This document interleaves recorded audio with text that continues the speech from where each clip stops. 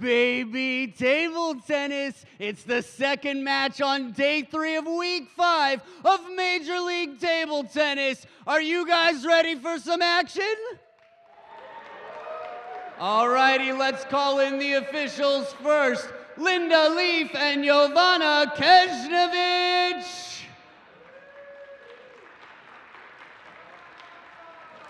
And now I call in the first team. They're in 4th place right now, and they are looking for some sort of shift.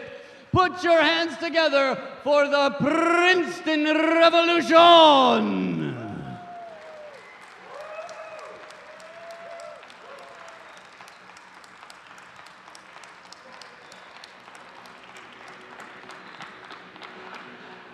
And the challengers, the team you've been waiting for, you could feel them coming in through the windows and in through the open doors. Get on your feet and put your hands together for your very own Chicago Wind!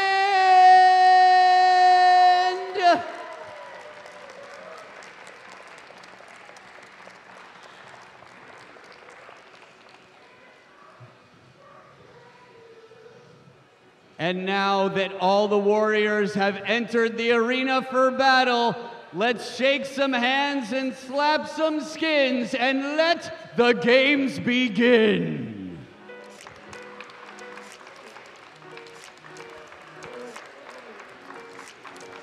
Well, you heard him. Let the games begin. And in fact, this afternoon, the games here in November at the Wintrust Sports Complex will wrap up. The final team match of the weekend features the Princeton Revolution and the hometown Chicago Wind. Princeton taking a golden game from Florida yesterday, and the Revolution hope to finish the weekend strong, but Chicago is the hometown team, and they are still looking for their first win of the weekend. Earlier today, Carolina just crushed Florida. So we know who's going to be in first place at the end of the weekend, and now, not to make light of it, Matt, but we decide who's going to be in last place. The hometown Chicago Wind have been close, but not quite through the first couple of days. How do they get over the hump? Well, they already know they have a pretty strong standing when it comes to singles. It comes down to finding that winning doubles combination and bringing it home in the golden game. And after that blowout win by Carolina Gold Rush, there's a little bit of an opportunity here for one of these teams to edge a little bit closer towards that second position on the table potentially. Yeah, definitely a strange vibe in the air during that Carolina match where the Gold Rush just dominated. Here's the lineup for the Revolution and the Wind. Chicago has defeated Princeton twice, but some certainly exciting matchups. Matthew DeSantillan kind of overshadowing Damian Provost on the graphic. We'll see if he can do it on the table. And another new doubles pairing for Chicago, as Emily Tam will play today with Alex Kazaku.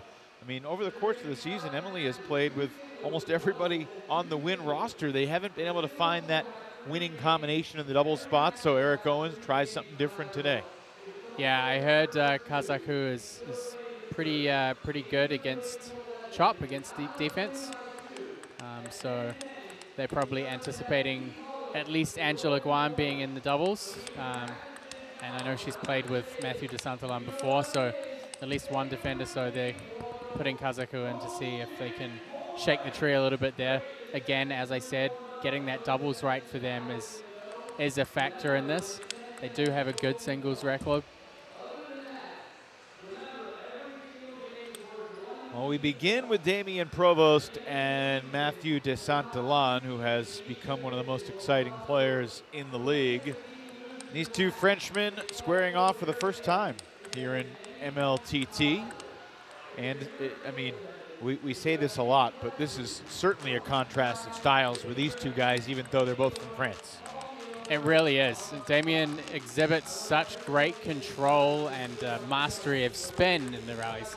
Not necessarily a big hitter, but definitely somebody who can control the table and be steady in the topspin rallies.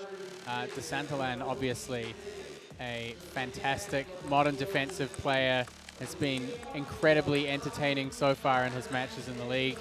And he's one of those players that, regardless of win or loss, people just want to see more of him out there.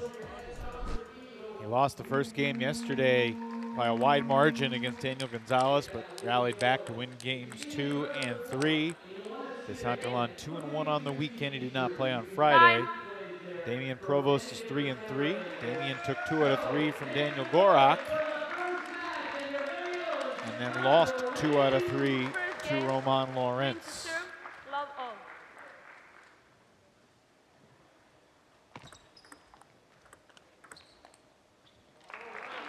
So we're certainly going to see Provost easing steadily into the rallies.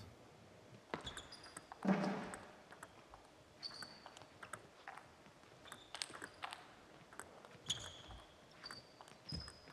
that's a glimpse as to why DeSantillan can be so magnifying out there on the table. It's the variety of shots he can play to stay in the point.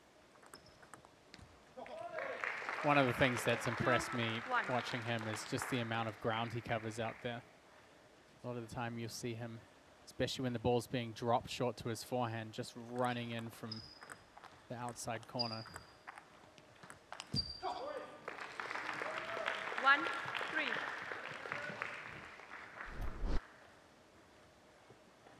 Provost trailing 3-1 here.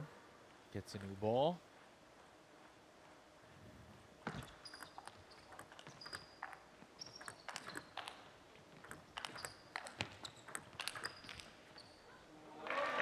One of the things that Provost is probably going to try and do is kind of throw out the bait there for some of those forehand retrieves from DeSantillan.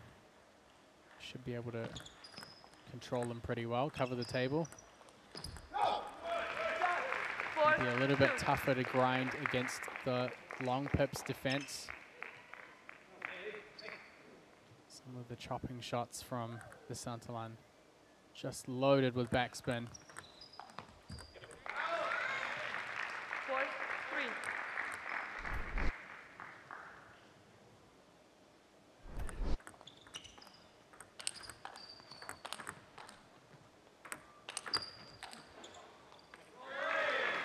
For all. Provost stepping up the attack a little bit. He's going to have to do a lot of work on the offense here.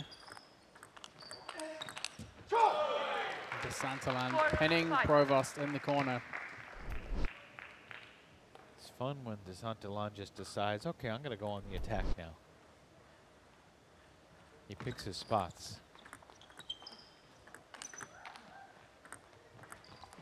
Look at that ground coverage. Flips the racket over, tries to send the backhand loop down the line. Just shows you the versatility of Matthew DeSantillan. 5-6. Unfortunately, a player that we won't be seeing next month in the cross division. He's got some important national, I think national trials or national championship matches in France. You need to use that one. We done selection.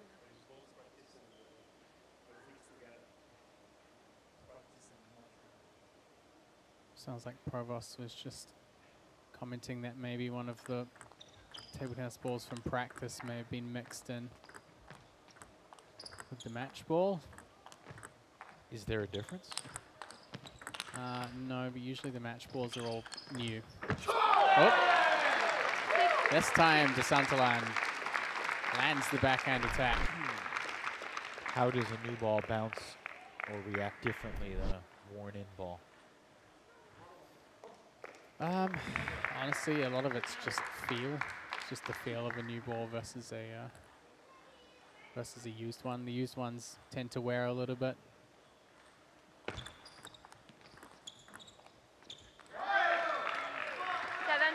Chicago getting loud on the bench.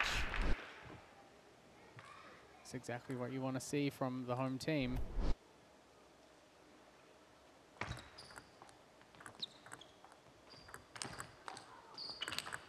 Provost connects the dots. 6, 8. Linda.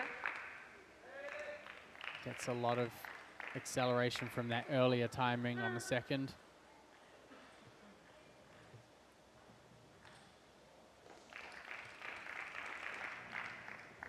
DeSantillan takes a beat before this big serve.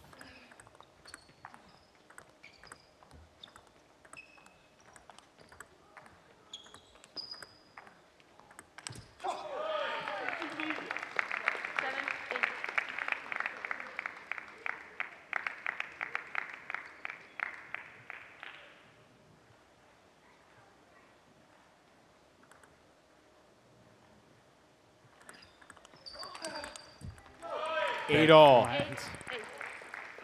No better time for it. Win the serve.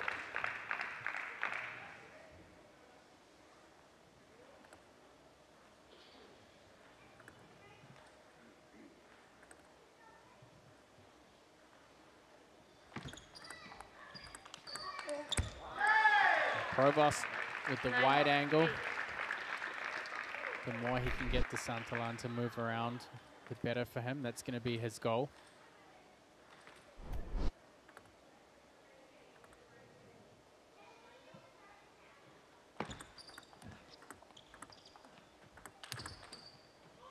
Good stuff from Provost. 8, 10.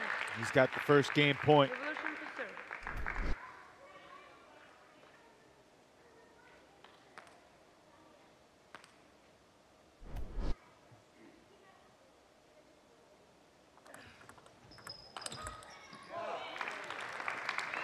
DeSantillan not done at all here in the first game. Another big forehand down the line. We have seen more comebacks from 10-8, 10-7, 10-6 down this weekend than maybe any other so far.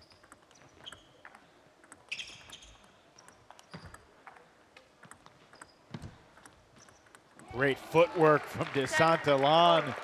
That was a really well-placed drop shot from Provost, and DeSantillan had to reach deep onto the table to get it back.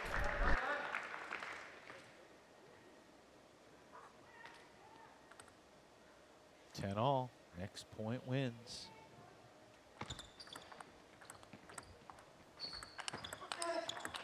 Oh, DeSantillan snatches victory from the jaws of defeat in game number 1 against Damien Provost.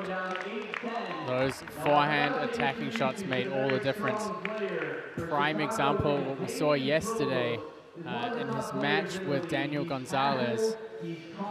Just came out very, very defensive, very passive in the first game and kind of got walked all over. And the second game, he stepped up his attacking game more, and it made so much difference. And against a player like Damien Provost, who's going to try his best to stay in control of the table, it's important for DeSantillan to see those attacking opportunities, to get in there and use that forehand, because it's such an amazing forehand. It's so versatile. Princeton Revolution has 2 choppers. Also that backhand over the table as well. Some big plays from the modern defender. A chopper is someone who hits chop. Time. Heavy underspin from behind the table. The black side Well, despite Chicago's success against Princeton so far this year, Time. Damien Provost has not had his best performances against Princeton. He is now 2-5 in singles games against the Revolution. Before today, played previously twice against Yevgen Prishepa and lost 2 out of 3 both times. Second game. Revolution to serve. Coughs up the 10-8 lead 0-0. here in game 1 against DeSantillan.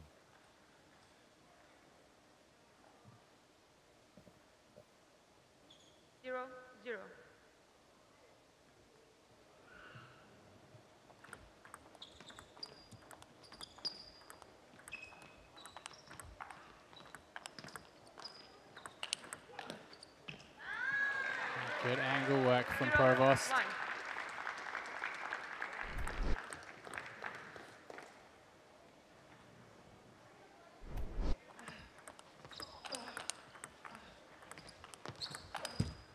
Matt, if you don't face a chopper that often, and you're in Damien's shoes here, I mean, what are the things that you are thinking about in terms of handling the style that is being thrown at you here? It's tough. You can really see a big difference between people who are experienced in playing choppers and players who aren't. When I first came to the US back around 2013, 2014, Damien was based on the East Coast. He was playing a lot of tournaments on the East Coast, and one of the players that he was contending with a lot was Lee Ko-wei, who was, and still is, a really high-level chopping player who used to be top 100 in the world. So we used to see Damien playing against Lee Ko-wei a lot. So from a tactical standpoint, he certainly knows how to approach these matches. But it's very physically taxing. That's one thing that can make a difference.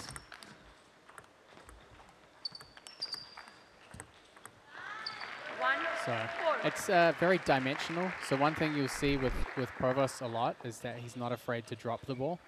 So aside from moving DeSantolan left and right a lot, he's also taking him back from the table and bringing him further in.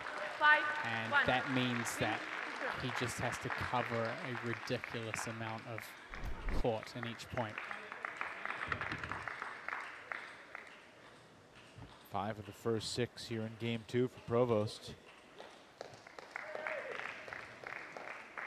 If only he had been able to close out game 1. It's up 10-8.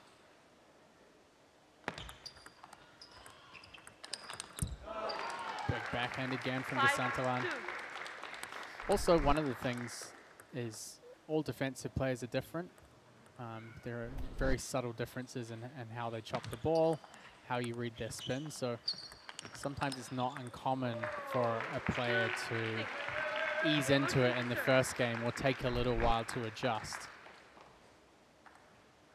Players, you need to play with that ball.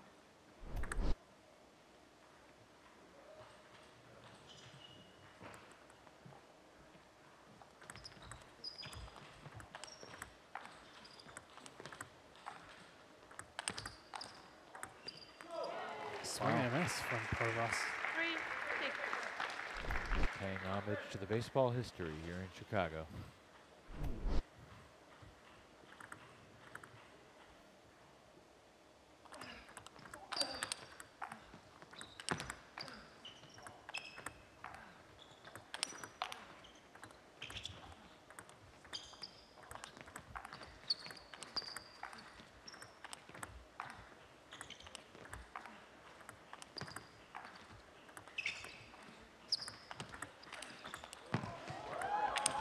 Oh, he missed it.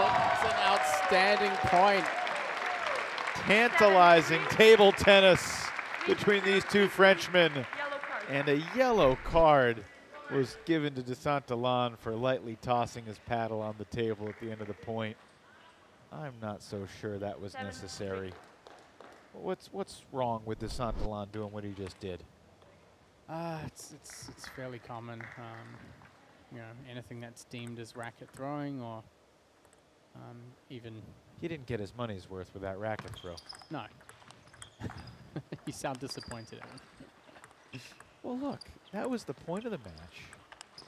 They're going back and forth in epic fashion. He gets his way to a shot that should win the point, as we witness another epic brewing before our eyes. And he takes that one. And he just lightly tosses the paddle in frustration, not toward anybody, not at anything. Yeah, I'll tell you one thing about table tennis that it's kind of hasn't really evolved very fast. It's a very traditional game. I understand. It has like that Wimbledon etiquette since its inception back in the UK. Yeah, but Nick Kyrgios at Wimbledon was a sight to see, and not that what 4-8. DeSantolan was evoking Kyrgios in any way. Yeah, I get it. I mean, you want to see a bit more emotion. Yeah. Obviously, they don't want to encourage people throwing their rackets, but at the same time, it's... I mean, there was no force with him. He just lightly tossed it. I get it, but come on now. 4-9. Nice serve there from DeSantolan. It's going to give Damien Provost a 5-point lead. He's been pretty comfortable throughout the second game. seems to have found his measure.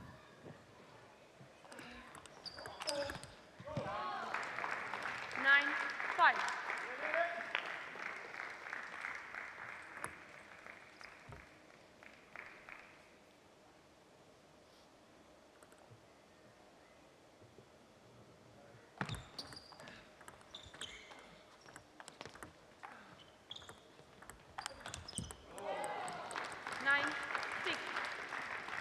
The longer DeSantillan stays in this game, the more pressure put on Provost's shoulders as we get toward closing time.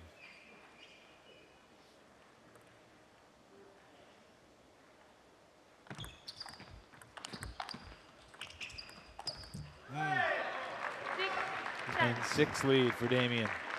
You can see DeSantillan really making a conscious effort to try and attack a lot more.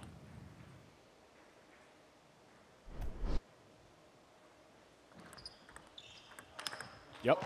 Just swinging for the roof on those backhands. That's something much less common among defensive players. See lots of step around forehand. Very, very common. But the flipping the racket over to the inverted rubber side and missed that one. 11, 7, So these two Frenchmen split the opening 2 games. Princeton and Chicago both get an early point here in singles. And this DeSantillan Provost tale will ultimately be settled in game number 3. yeah, Provost definitely seems in a more settled position. He has a better measure of the incoming ball. So his drops have been really good. His looping against the chop has been quite consistent. And for the most part, he's handled the topspin ball quite well. The one thing that's been working much better for DeSantillan has been the big attacking shots. You can see in these examples, Provost starting to look really comfortable in the rallies. We really saw some outstanding points. And that's like what I said before. It doesn't matter whether DeSantillan wins or loses. We want to see more of him. Major League Table Tennis has over 20 countries represented. And to my recollection, over 40 countries that Time. try out to be here in the league. It is 1-1. This is game number 3. This is Provost carrying the weight of responsibility here in Chicago. Home ground for the Chicago Wind.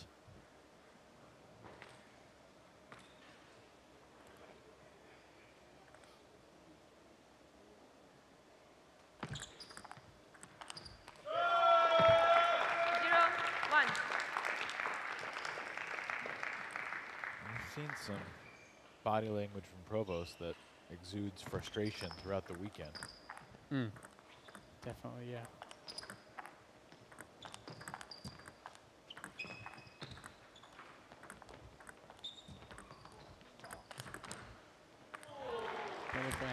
A weird back and forth in that point. Both players just trying to maintain some semblance of control there.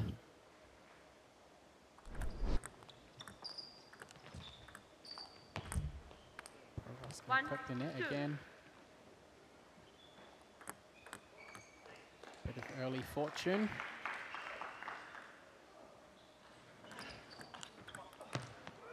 DeSantillan going for the long serve. Provost picks it up without too much issue.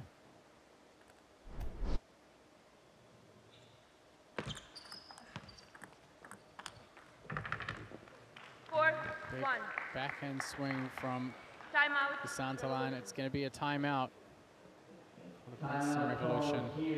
For a split second, I thought I saw the umpire reaching for another card. It was the timeout card as DeSantillan kind of placed his paddle down onto the table. When would you call a timeout? Well, one good time is when you think it will change the outcome of the game. Coming up in the second singles match, two guys who are playing pretty darn well overall this weekend. Przep and Kazaku both sitting at 2-1 so far.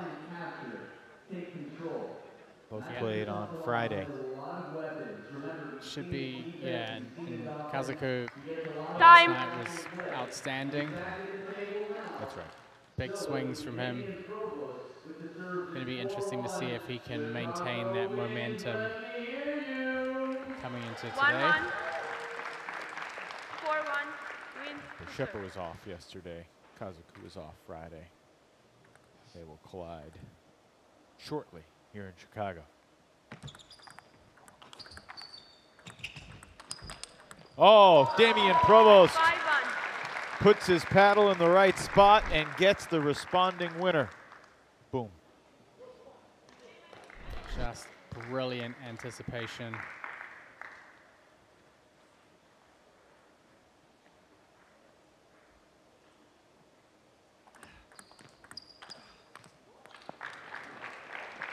One, 6.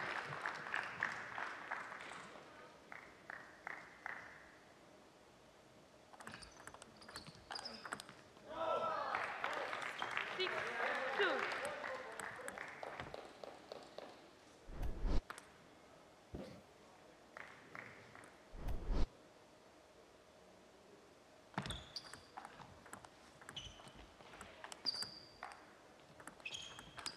Missed it. 7, 2. Santalan certainly taking no prisoners with those backhand swings, but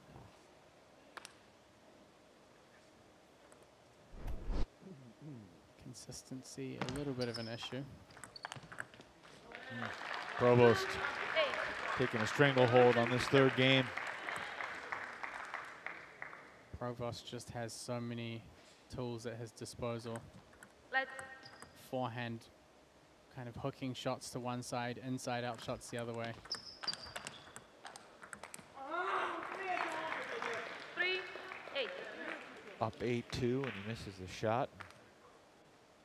Not happy about it. Service error 9, from DeSantalan. 3.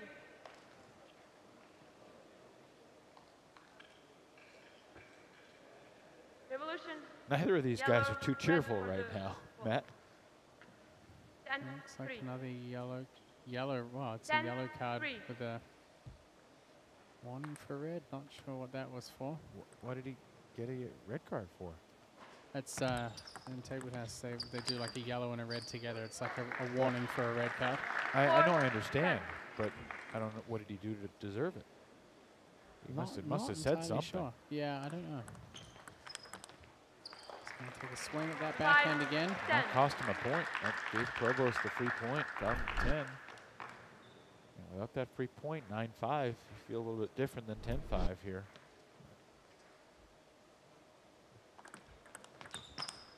That's it. 11, 5. Damian Provost comes Win. back after letting game 1 slip away to take games 2 and 3 in relatively convincing fashion.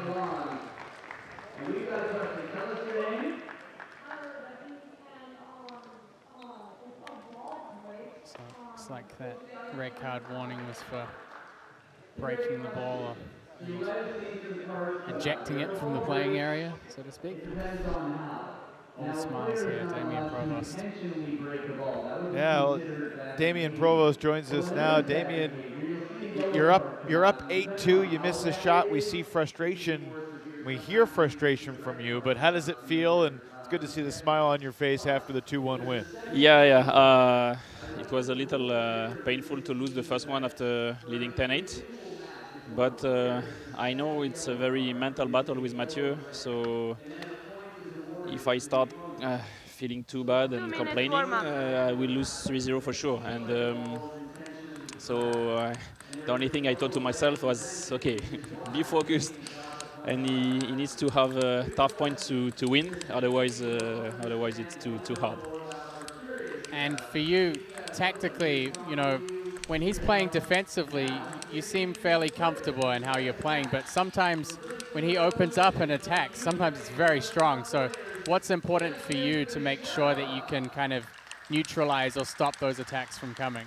Yeah, the thing is I don't have the strength, the power of most of the professional players, so I need really to move him every time, to sometimes a little shorter, sometimes to move him on the side, in and out, and that every time he attacks, he can do it in a very clean position that he can really destroys me, because then I know I have pretty good anticipation, and I can, if I catch him sometimes, he can get in his head sometimes. So it's very tactical between him and me. We know each other very well.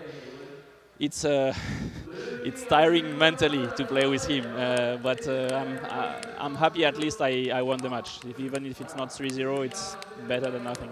Yes, indeed. Very interesting perspective. Thanks for sharing. Well done, Damien. We'll see you in the Golden Game. Thank you. Thank you.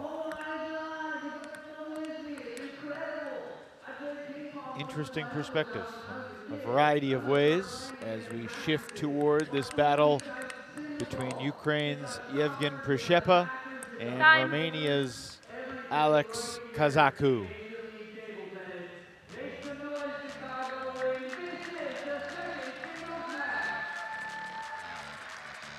First game, Revolution to serve, 0-0.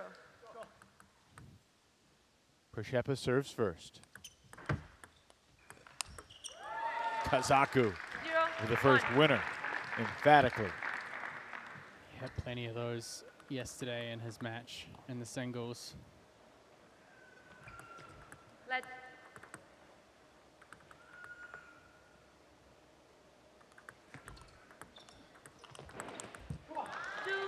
Kazaku is a player who's not afraid to take a swing at the ball, backhand or forehand side.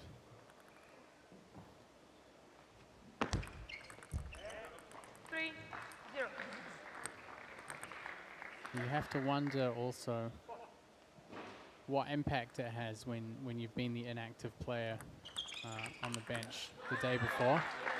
Kazaku would have gotten a lot of confidence from his match yesterday, coming out on top against Kai Zhang. 1-4. Forehand. Interesting ricochet. Right into the table camera. Hope the equipment's okay. 5-1. It's a very interesting style matchup here. Prishepa is kind of a little bit more measured in his approach to a point. Right now, Kazaku taking off here in the first game. 5. He's not necessarily looking to work his way into a point. He is looking to end these points quickly with power.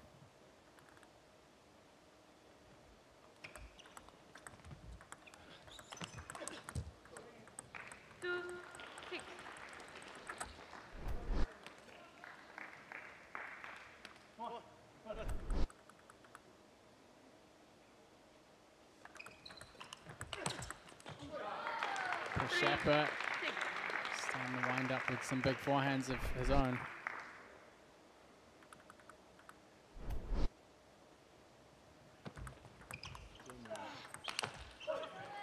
And one of the things that Prishepa said of his match on Friday was how important it was for him to find the right serve variations to get him started in the point. Certainly found some helpful ones there in those two exchanges. 7-4.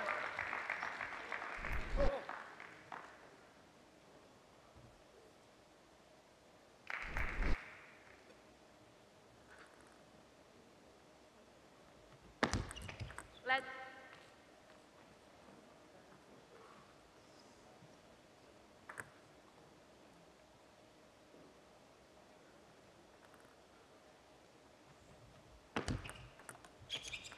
Nope. 4-8. 8-4 for Alex Kazaku.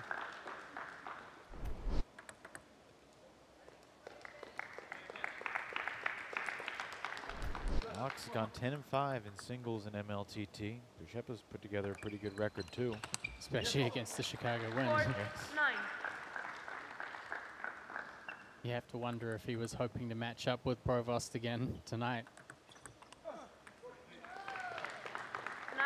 9-5.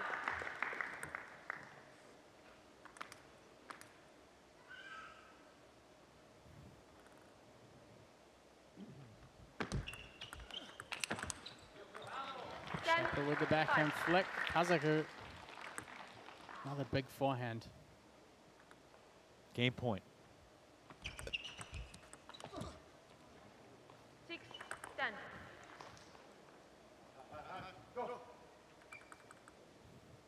See if Przepy can make a push here. Let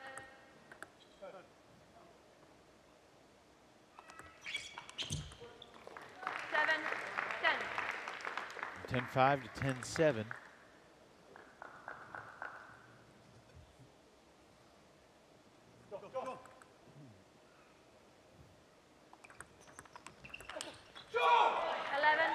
Kazaku takes game one here in the second singles match, 11-7. That's 3 out of the first 4 points to the Chicago Wind, who are looking for their first win here of this hometown Windy City weekend.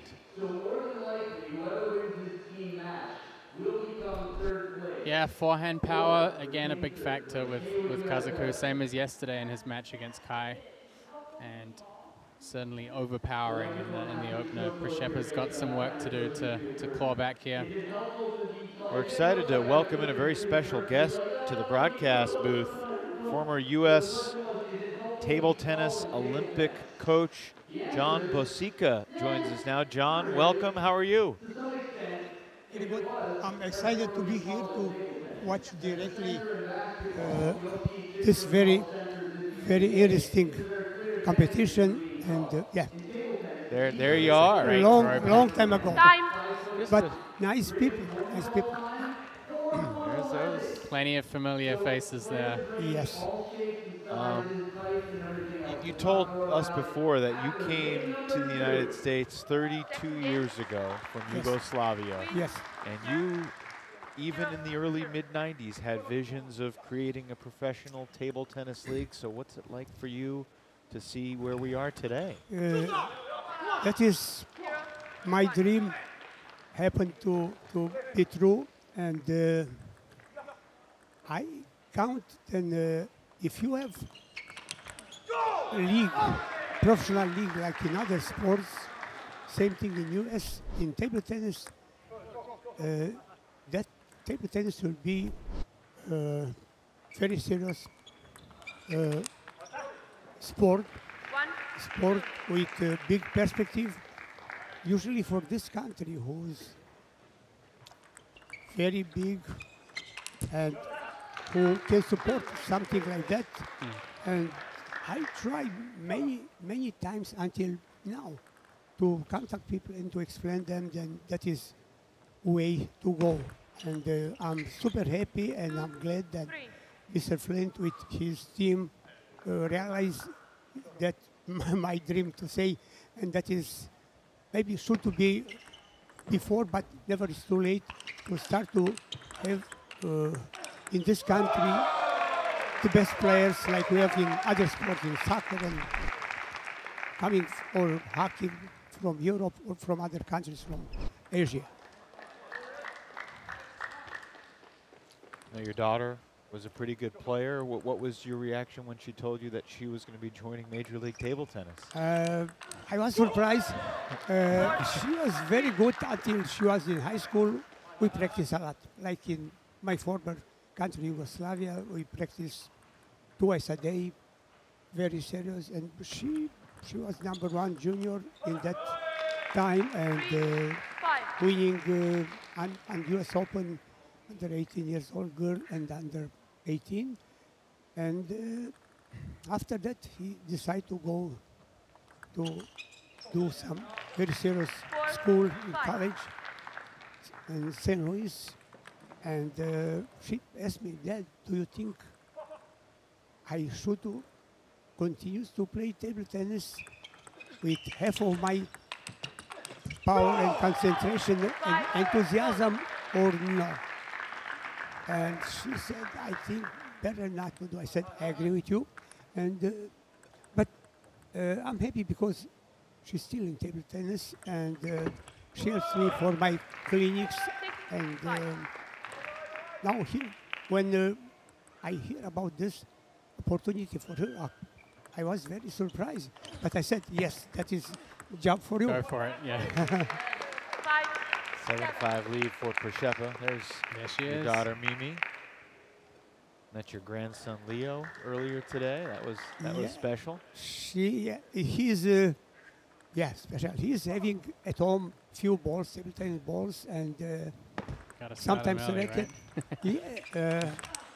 I hope if everything is okay, we'll try to play with him when he will be around 5 years old. John, what do you remember about the 1996 Olympics? What are the biggest memories that stand out from the opening ceremonies, the competition, the whole experience? That was unique experience for me. All competition was tremendous. I couldn't do even to expect something like that was something new, something I watched on TV before that. But that was to be directly involved in that event was wonderful for me. I enjoy in all sports watching a lot. I remember in that 7, time, 9. beside table tennis, I watch with my best player, Lupulescu, who was over there, basketball game between US and Yugoslavia at that time. Was very interesting, was full stadium 7, and 10. yeah, US for sure we know are the best, but Yugoslavia tried to compete as much as possible.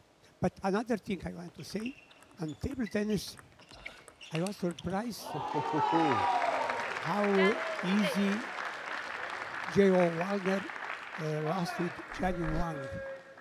Gianni Wang beat him before that sometimes because his style is totally different. Yeah. Very explosive. It was closer first to round the as table, well, right? Fast, First round. with Let's pips, short pips on both sides, staying close to the table, and Wagner didn't have time to develop his game from semi distance to do something bigger, and that was big surprise for me. But I enjoyed that match. Good win for Yevgen Prshepa. Before we let you go, John, I want to ask you for your thoughts on the Golden Game and how that table tennis innovation, what do you think about it? First time I spoke with my daughter, I said, "What is that?" And hey, Dad, everybody likes it. And now I tell you, when I've been here directly to be involved in this, I like that. I like that idea. Wonderful idea, and maybe some other teams from Europe will take some experience from here. Excellent. Thanks so much for joining us You're and welcome. sharing some of your memories, and You're welcome. we'll let you enjoy your family and the rest of the action. Thanks so much. Thank you. John Bosica, coach of the 1996 U.S. Olympic table tennis team that competed in the Atlanta Games. That was fun. time. Yeah, he's got a wealth of experience, and of course, one thing we didn't have a chance to ask him or talk with him about was Eric Owens. That's right. The coach there of the Chicago Wind was one of his students, so it must be a proud moment for him to be here on the front line and see Eric, who, you know, Solution to serve. has been away from table tennis a little bit in recent years, but must be a great moment for him to see Eric back involved and on the bench of the Chicago team here.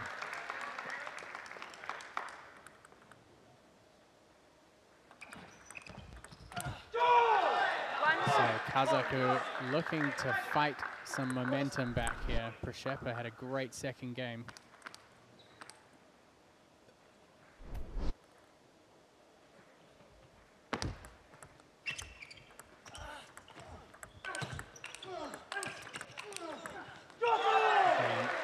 The open rally, both players quite far back from the table.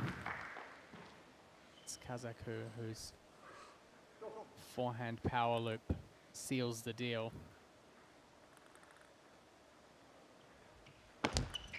Let's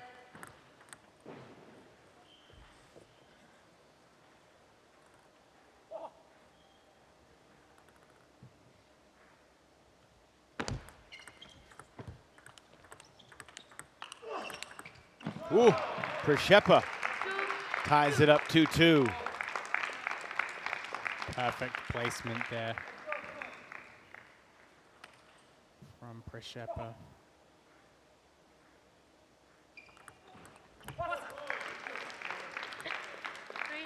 And that strong service game paying dividends.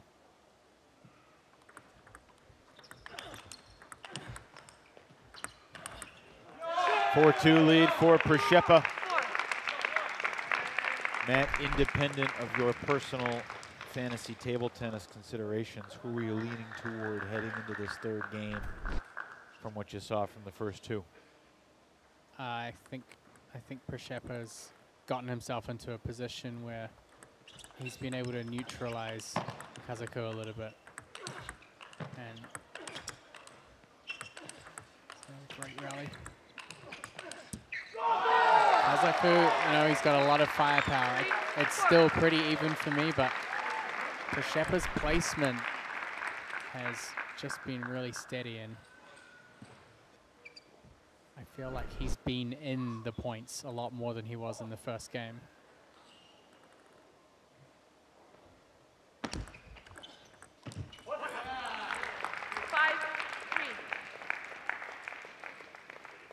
So players will switch ends with Prishepa holding a 5-3 lead.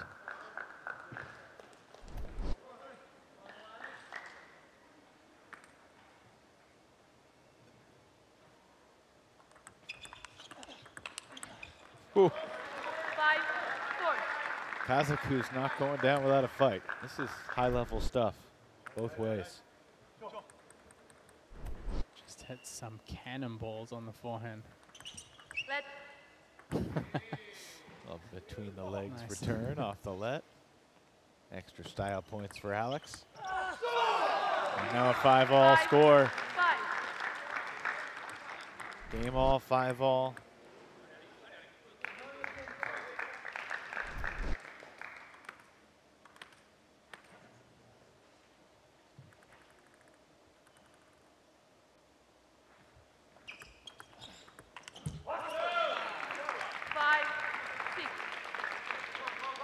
More mixed doubles on deck after this match, Matt.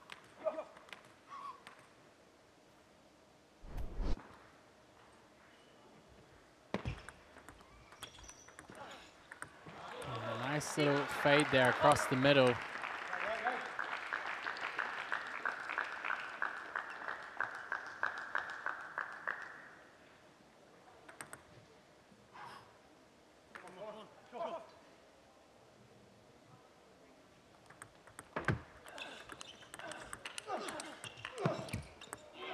On the counter attack. 6-7.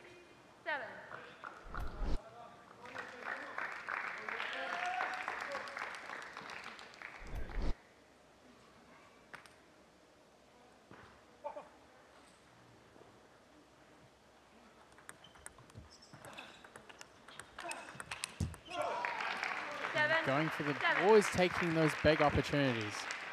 That's one thing you've got to admire about Kazaku, is he never shies away from any incoming shot. Regardless of how this match finishes up, win or lose, he'll have to regroup quickly because he's playing doubles immediately afterwards. Takes another swing. 7-8. Full commitment to his shots. Prishepa. Eric Owens wants a timeout. So the Wind take the timeout. Prishepa, a couple consecutive points, now lead 8-7.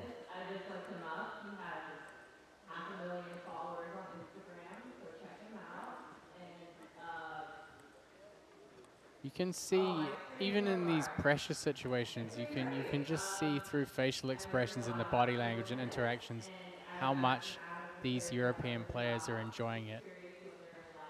And it's, you know, it's like you asked John just before about how he felt about the Golden Game, and a lot of people's reaction in the beginning is the same. It's what is this? What's happening right now? But then you watch it and you see how close these interactions are, and how close these battles are, and that's on the live stream, and then you come here and you watch it in person, and it takes it up to another level again. So Time. it's really fantastic to see in table tennis, and you know, table tennis, especially in professional leagues and international events, has generally lacked innovation like this for a long time. You know, the score system's changed a little bit, the service rules have changed, but in terms of the delivery of matches, generally things are pretty linear. Oh, Kazaku comes storming out of the timeout with a backhand winner to Przeppa's forehand side.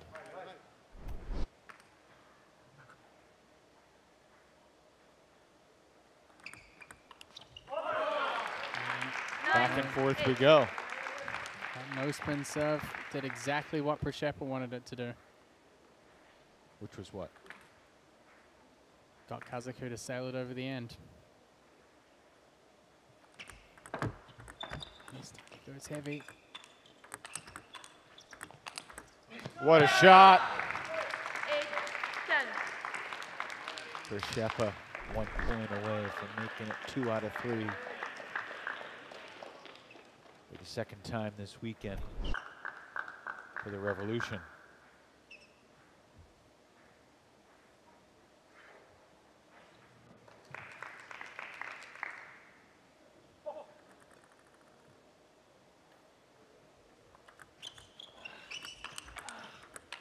That'll do it. 11-8. Przeppa delivers.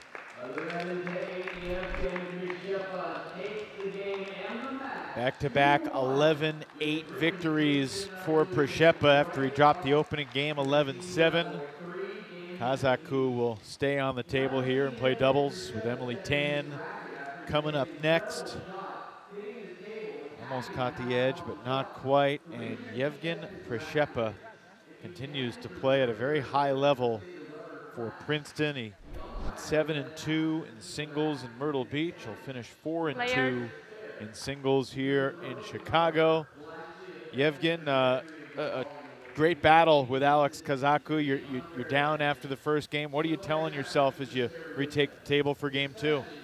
Just to keep fighting, as always. Did you change anything tactically, or was it just kind of finding your rhythm and getting comfortable? Just was searching my rhythm. No change about tactics, nothing. Just. And you talked yesterday, well, not yesterday, on Friday after your match about how important it was for you to find the right serve variations. Yeah. For this match against somebody who's such a strong header, what kind of process did you go through with your serve?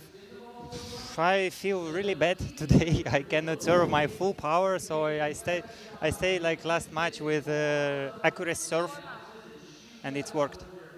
Are you satisfied with the level that you played at this weekend, or what are the little things that you'd like to continue to sharpen as we get toward December? I don't know. I think it's about flights and adaptation, my body. Normally I'm in good shape now, but I'm not satisfied with my game. I understand. We'll never be satisfied. Well done. We'll see you in the Golden Game. Thanks, Yevgen. Yeah, see you soon. All righty. Mixed doubles time. Jishan and Angela against Alex and Emily. Emily Tan just 1-5 in doubles this weekend. She's had 3 different partners, and the caption "power driver" seems pretty apt. Oh yeah, yeah. Boom. She hits some outstanding forehand shots, backhand punches. Even in the Golden Game, when we saw her match up with Jeremy Hazin yesterday, she came out fighting. Of course, Angela Guan, just incredibly stable defensive player. She's had some great matches with Jishan, so we'll see what they can bring here. One of the interesting things in this first game is going to be to see how Emily handles chop from Angela. Typically for a player who prefers to drive the ball more, playing against backspin can be a little tougher. 1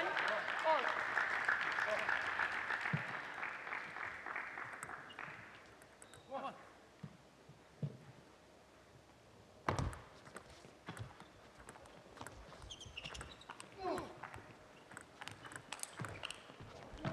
She handled it well, but Jishan had the measure of it.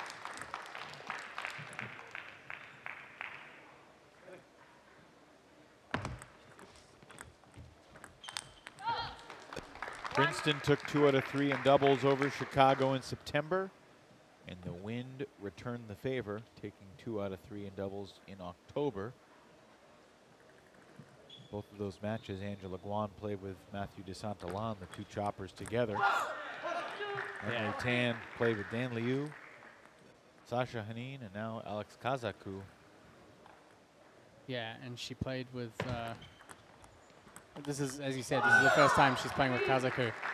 And yeah, I think just knowing that the previous 2 occasions they'd been up against 2 choppers is one of the main reasons that Kazaku's been put into the doubles here. Has a lot of strength against defense. 4, Sends that one long.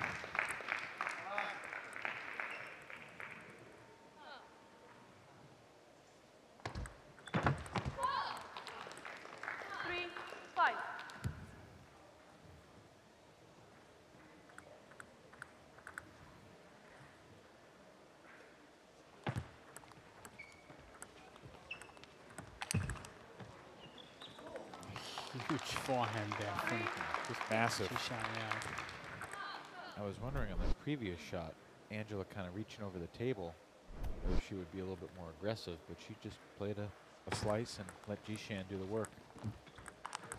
Yeah. Angela, you know, if you compare her to someone like Matthew DeSantalan, they have those tags of modern defender and classic or traditional defender. Angela definitely fits more into that traditional defense of chopping a lot more, and sometimes if the opportunity presents itself, she'll go in for the attack, but you know, DeSantalan is really actively seeking chances to go after the ball. Emily Tan just focusing on simple execution there.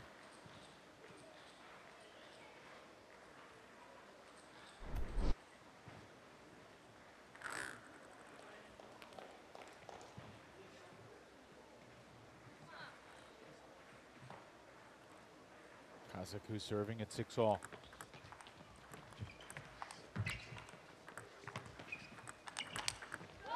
Wow. Another example there of Emily coming in and playing a great shot, but Jishan just perfectly positioned to deal with it. Not this time. 7, all. Straight down the line.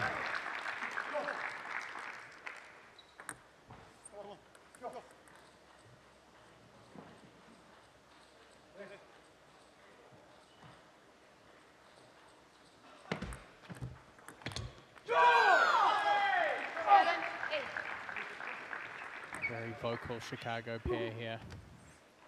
Determined for this doubles to count and make a difference for them. 8, 8.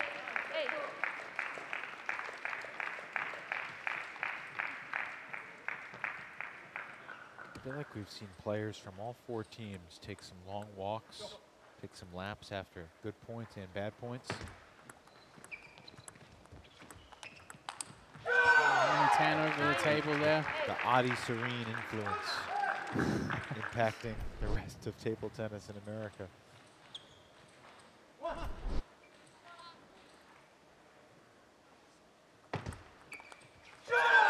Yeah, I mean, they're only walking around the court. They're not running out the stadium, so I don't know how much the influence is set in just yet. Well, he takes a lap after a lot of his points, win or lose. Kind of reset, refresh. Game point, Kazaku and Tan. 11-8. Chicago inches back in front in the overall tally. Another tight game.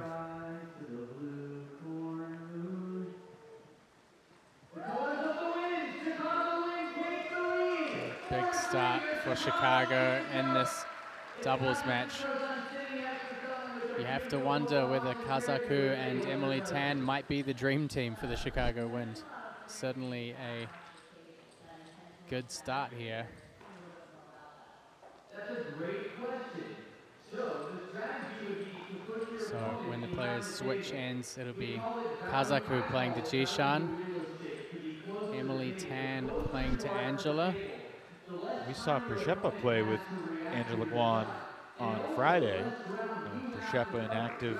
Jishan played with her yesterday, and both available to be doubles players today, but Habasan goes with Liang Time. to pair with Guan, and I think that's probably their best option because of that forehand when it's working.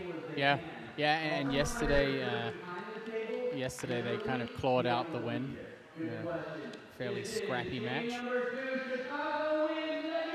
For those of you who had the pleasure of watching that, you remember Jishan's ridiculous backhand back from the table to close the door on that one. 1-0. Jishan with the top spin hook. Got a nice kick on that one, gave Emily some trouble. 1-all.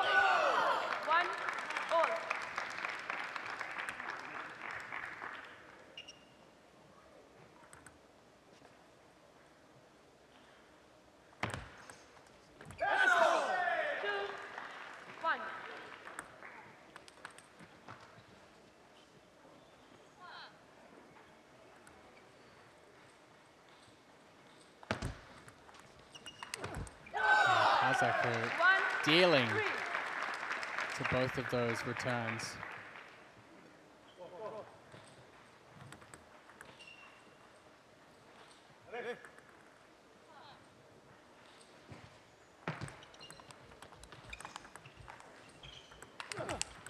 And Jishan again just being in the right place at the right time.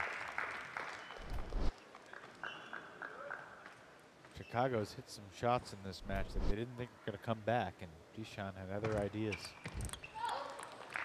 3-all now.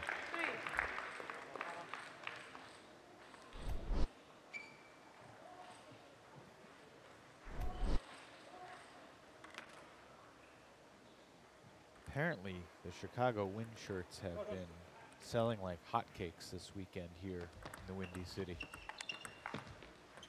Good to see some patriotic locals. Kazaku goes for the big one. Doesn't land.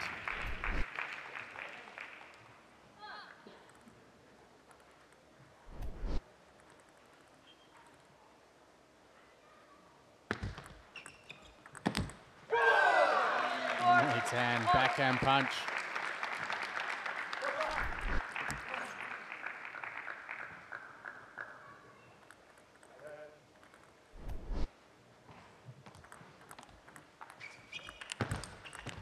And again, Jishan just... 5-4. I'm gonna have to start calling him Nostradamus.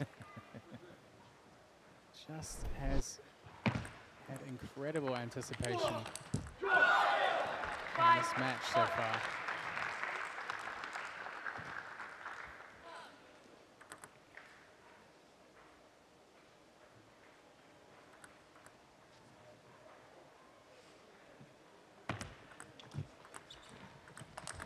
Wow. 5-6. The forehand is a weapon. It's a great choice by Angela, who typically plays the ball out long to keep it short instead. Kazaku again missing the mark. This is allowing Angela and Jishan to take a little lead here in the second.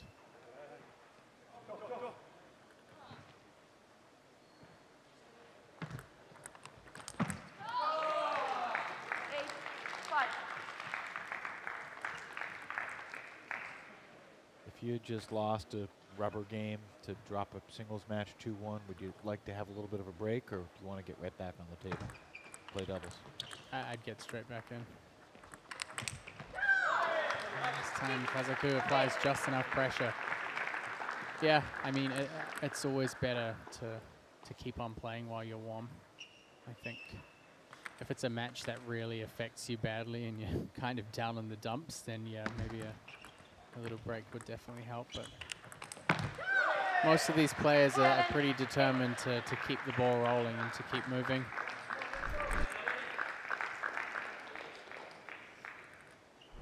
Kazaku doing just that.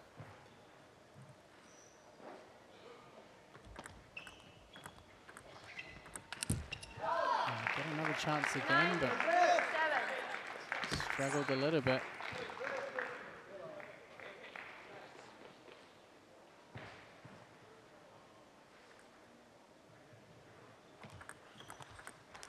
And good planning there. You saw Jishan just giving a little indication to Angela before he served.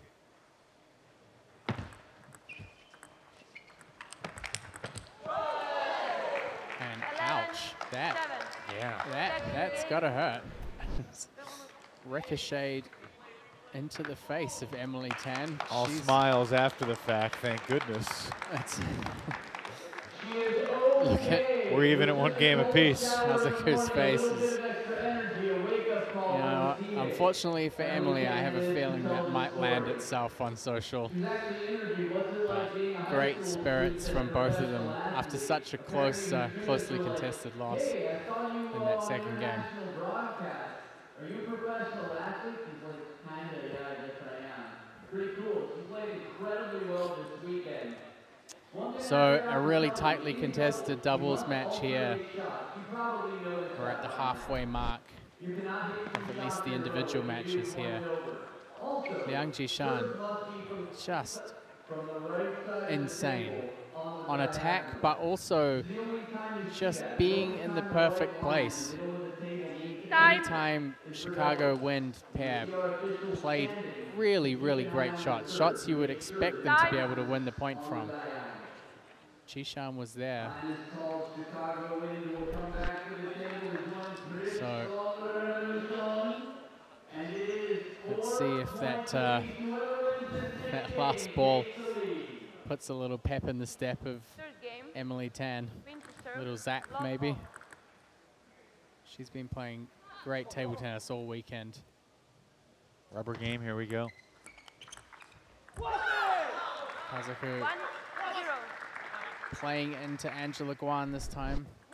It's an order that served well for them in the first, so they're gonna have to take advantage of it in the first half here before switching sides. That's a good attack from Angela Guan.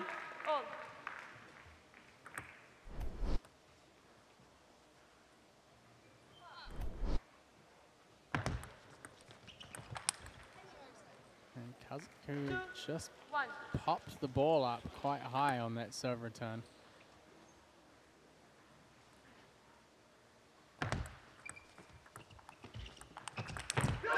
Emily Tan getting the attack in again.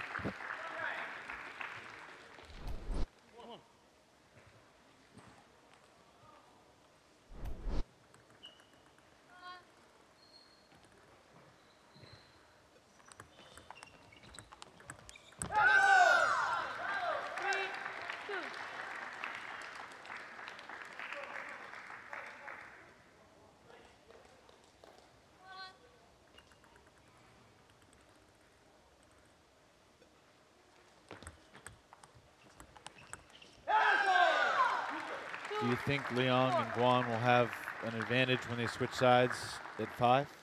With the order changing? Yeah, a little bit, I think. The problem is you don't want to be too far behind. Right. There's, do you have an advantage where you can kind of maintain an even footing, or an advantage where you can have a, you know, more dominant run on the points?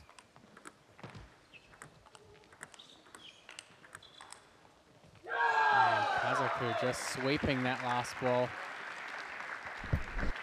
I'm liking the team synergy here between Tan and Kazaku, and makes you wonder whether Coach Eric Owens is likely to consider maybe keeping this doubles pairing on. Just great play from both of them. So here's the part where they need to knuckle down. Jishan's certainly going to look to take charge in the points here.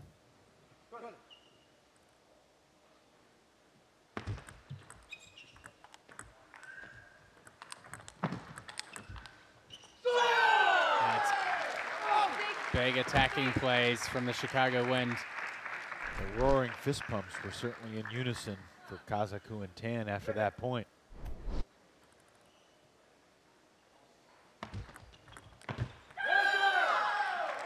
Doubles teams that celebrate together stick together. They're certainly making a good case to remain on the roster.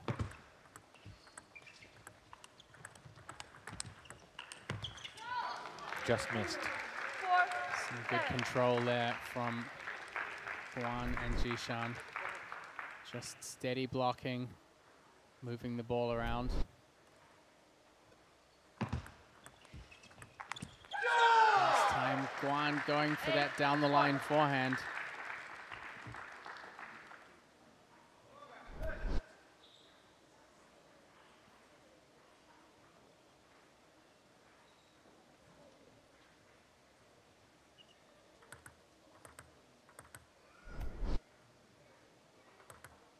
Kazaku calls the play. Tan, let's go the serve. Ooh. And you can see how much difference there is between the first game and then the second half of this third. Jishan just not quite going for the big attacks. He's trying to control the ball across more. Has that passive approach given Emily Tan more of a chance to stay in control of the point.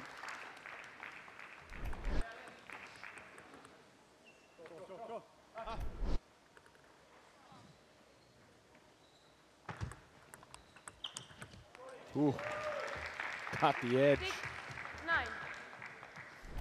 Timeout, win. Timeout taken.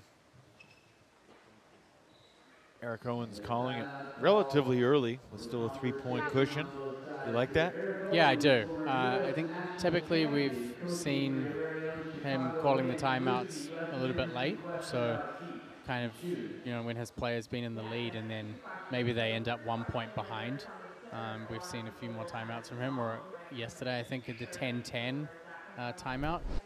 Sometimes it pays off for him, but you know, in a situation like this, you want to get in early. They're so close to pulling this off, and yeah, I think 9-6 is enough breathing room for them to lock in here, and it's all tied up at 4 games each. So Eric Owens knows the importance of this final doubles game. Chicago is down 8-7 going into the Golden Game on Friday. They lost the Golden Game 21-15, lost the match 14-7. And yesterday against Carolina, they were down 8-7, and same story. In fact, the same exact Golden Game final score, 21-15.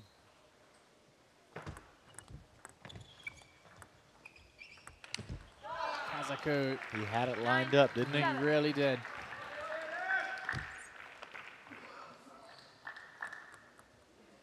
See if Liang and Guan can capitalize on that mistake. There's been a little more communication between them this match, which is always good to see. Again. Kazaku launches it long again.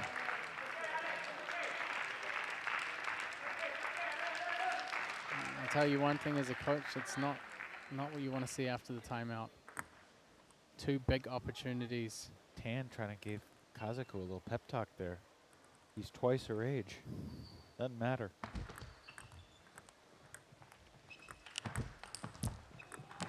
Oh, that net ball adds to the Wind's frustration.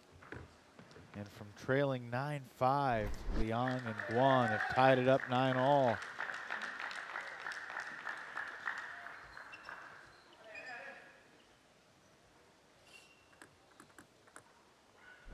Very difficult ball to control off the net there. That's a big point for the Chicago Wind. Not over yet, but they are 1 point away. Now it's Emily Tan really taking control of the narrative here. See how this plays out.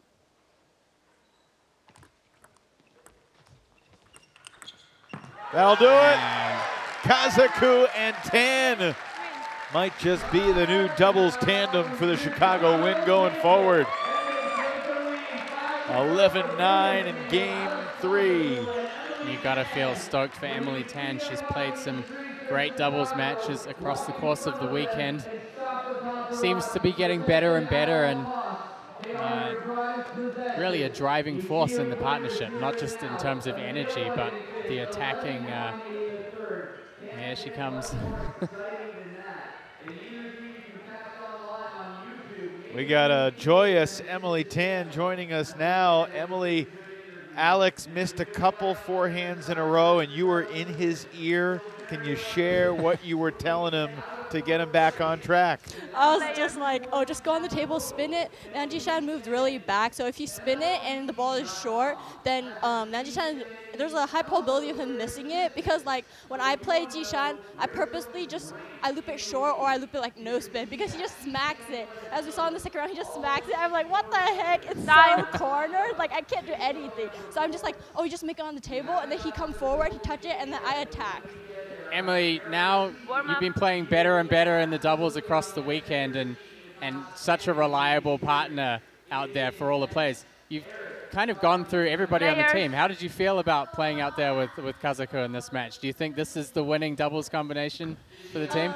I mean, everybody has their like advantages. Like Damien, he's really consistent. He can block anything. I can just push it out, and then for sure Damien can catch up for the next ball. But Kazaku is also a really good partner. He just attacks, so I'm not really as worried, because once he attacks, the opponent can't really receive it, because it's so much spin and power. Like you have. The opponent has to like move back like 3 steps.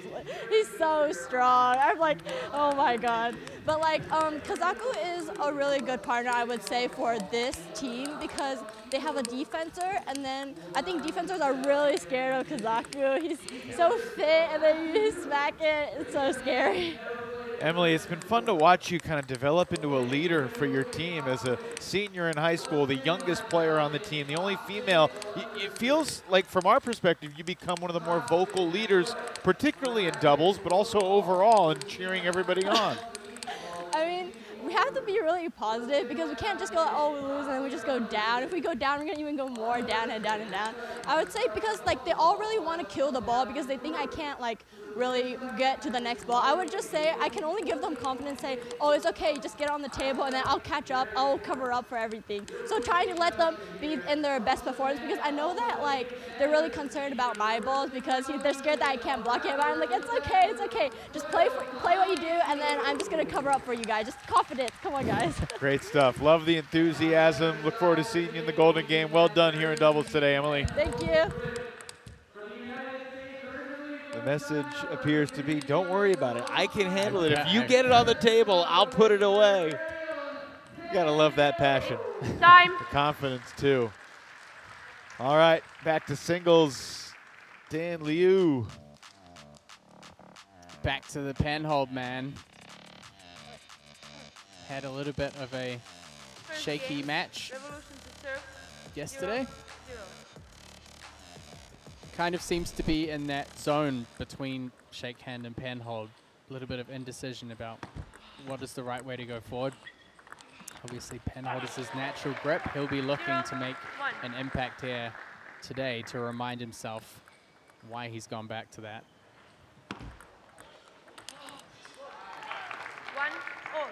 How does one know what their natural grip is if they're just starting out playing? I mean, they're probably playing shakehand, but you never know. Yeah, it depends where you are. I mean, penhold was always much more prominent in China, especially, you know, in the last 20 years. It had faded more from other Asian countries like Korea and Japan and Hong Kong as well.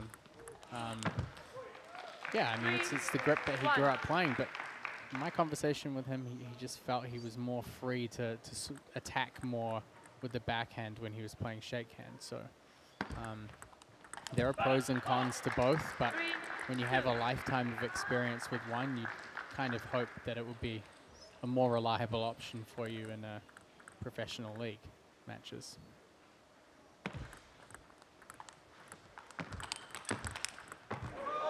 He's going to have his hands full with Koyo today. Kanemitsu Koyo has Arguably been Princeton's best player.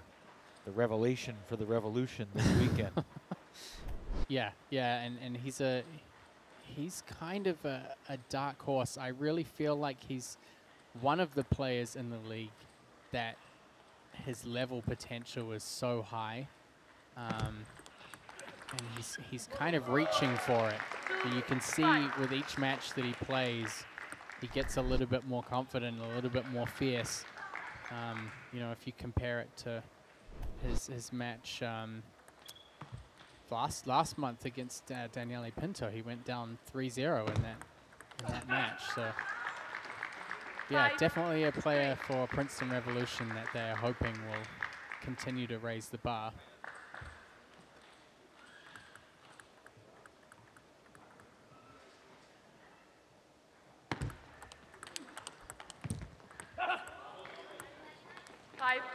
Use point. Back within one.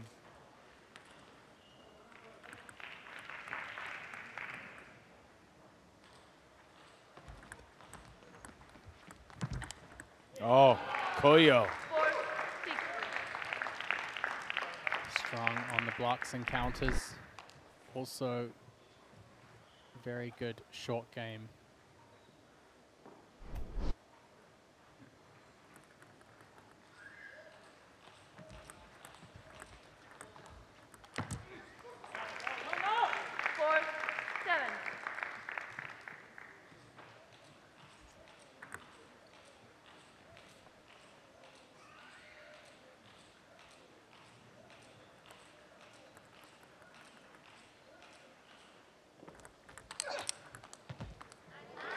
Big opening forehand. 7-5. Dan Liu handling it comfortably. What were the biggest keys in your mind for Liu coming into this match with the way Kanemitsu Koyo has been playing? I think you have to be able to hold your ground up on the table. So not just being able to block, but being able to execute those quick counters, like the backhand one we just saw from Dan. So yeah, it's about maintaining a good level of assertiveness and not backing up and not giving too much away.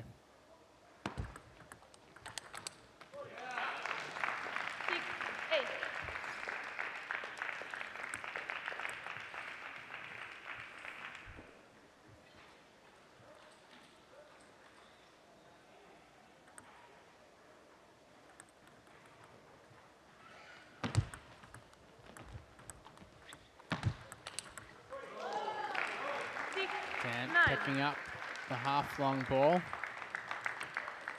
Koyo executing one of his biggest strengths, that counter, forehand counter.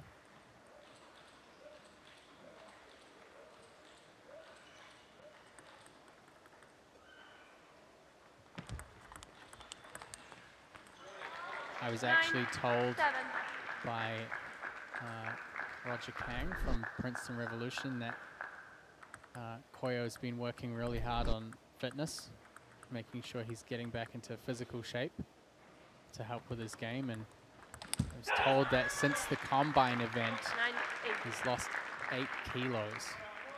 So certainly getting back into fighting shape here. Timeout, Revolution.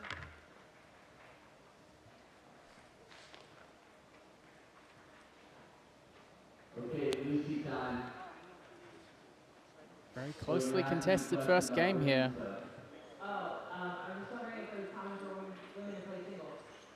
Yeah, timeout taken. 9-8. This has been a tight match the whole way. Provost 2-1 over Desantalan. Pershepa 2-1 over Kazaku.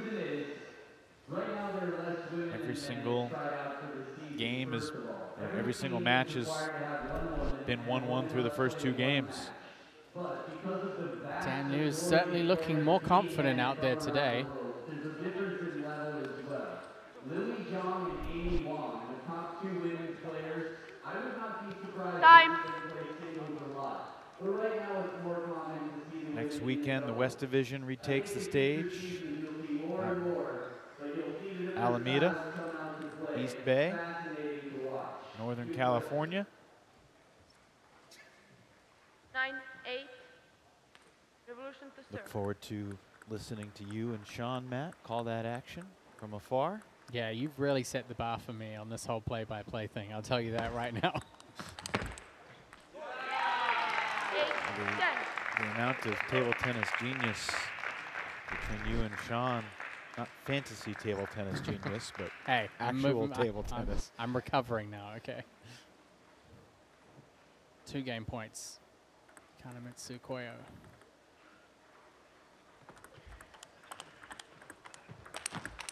He's just had the goods all weekend long. He's now 5-2 in singles games.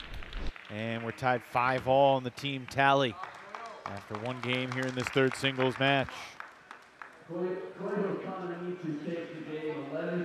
think Dan played really well on his backhand side, but sometimes just reaching a little bit too much, not generating quite enough power on the forehand is costing him, because Koyo is just going to ride straight over the top of them. By the way, quick shout out and get well wishes to Barbara Way, who was initially scheduled to be here on the broadcast with us today, but feeling under the weather, unable to be here. Hope you feel better soon, Barbara, and look forward to working with you down the road. Matt, appreciate you sticking around for the Sunday competition. Oh, I'm loving it.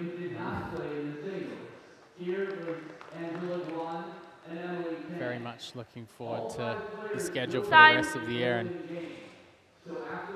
grateful to have an opportunity to head out west as well, and then have the crossover division where we'll have the best of all of the teams facing each other.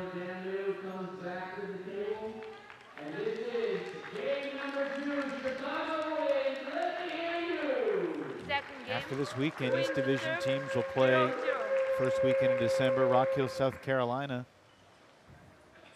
And then the season continues down in Florida. First weekend of 2024.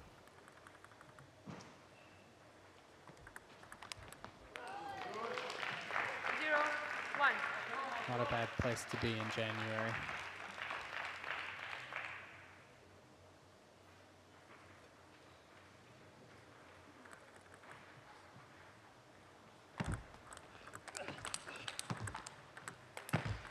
Dan coming in with those stronger forehands.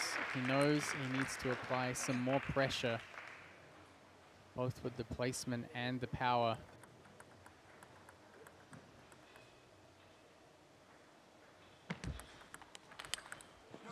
The East Division 2024 travel slate. And we're going to Hollywood, Florida in January, and then Winter Haven in February. And again, Winter Haven, Florida seems like a nice place to be in February. Well, it's all in the name. Portland and Seattle are world-class cities, great destinations for anything you could ever want. But it might be a little chilly. Late January, late February.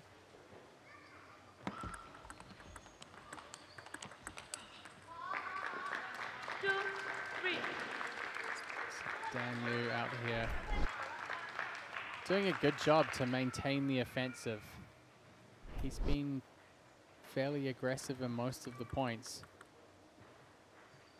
Not playing too passively, going for his shots.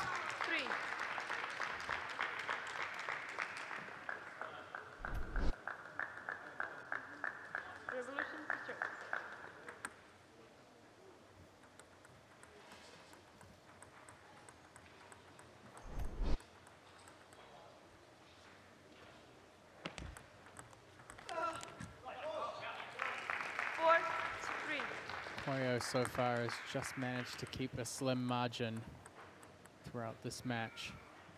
Yeah, he's not dominating, but he feels like he's in control. Backhand game looking pretty good for him in this game.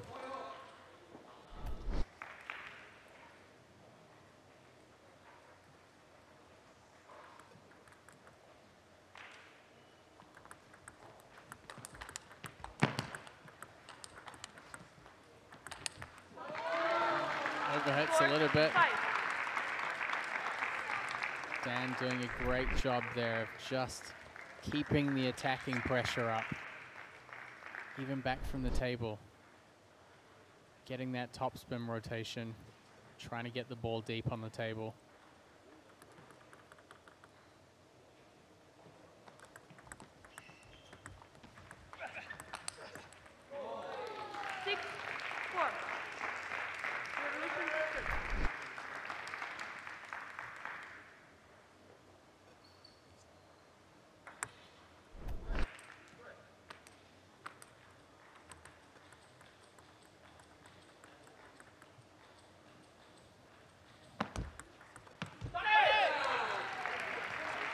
Seven 4 lead now here for Koyo.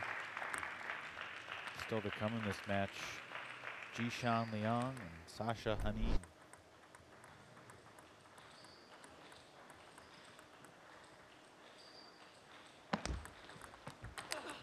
That's nice. Again, that backhand just paying dividends for Koyo. Who's the favorite, Jishan versus Sasha, from what you've seen this weekend? I mean, Hanin played so well in his match against Provost, who's left-handed. So there are possibly some tactics that he could use to get an advantage. But again, Jishan, just big forehand power hitter. So if we see Jishan starting to hit the big forehands, I think it could be pretty difficult for Hanin. But if he can lock it down, certainly a good chance of coming out on top as well.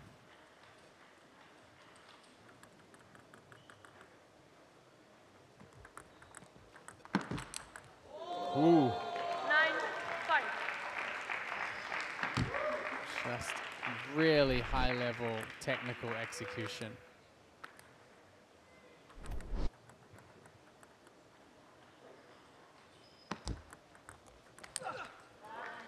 He's going for it. 6. Plays with a level of speed that not many other players in the league are able to match.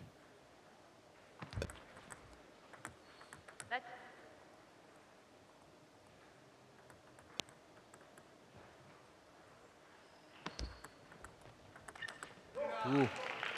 6-10. Big factor in this second game. Backhand over the table. Yeah, it's been money.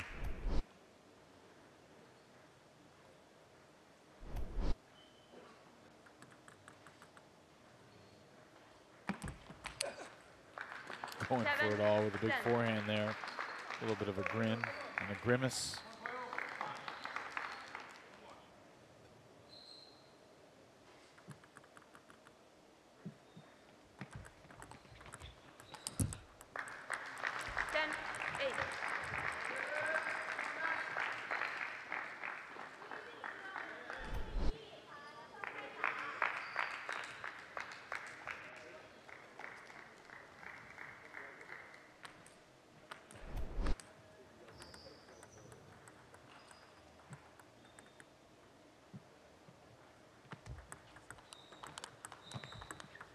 Oh, tough Just break. Clips that back edge. But it's an 11-8 win for Koyo again. And he's taken the first 2 points over Dan Liu. And not dominant, but efficient and effective. Yeah, I think for him, maybe the scoreline wasn't dominant, but in the points that he did win, he was in such control. The backhand acceleration on some of those attacking plays was just outstanding. He's still getting in with those big forehand counters as well. So in between those towel breaks, players will do everything that they can to make sure that they have full grip on the racket. So the way they're A comfortable lead here for Koyo. Question of whether he can take a 3-0 lead. Honestly, the way that he's playing out there now, I think it's definitely a strong possibility. Time. Liu is really doing a good job out there, and he's not playing badly at all. He's making a lot of the right shot selections. going for his attacking shots, going for strong follow-ups, but Koyo's just playing on another level right now. Third game, Revolution to serve, 0-0.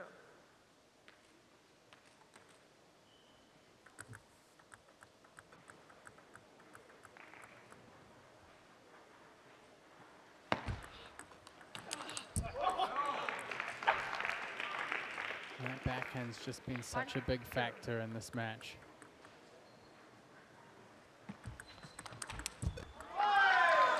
Big commitment from Dan Liu.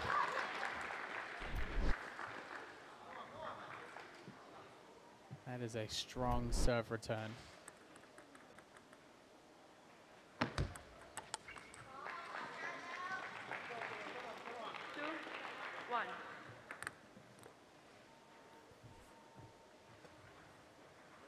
Liu's lost this match, and he has not won a game in singles this weekend.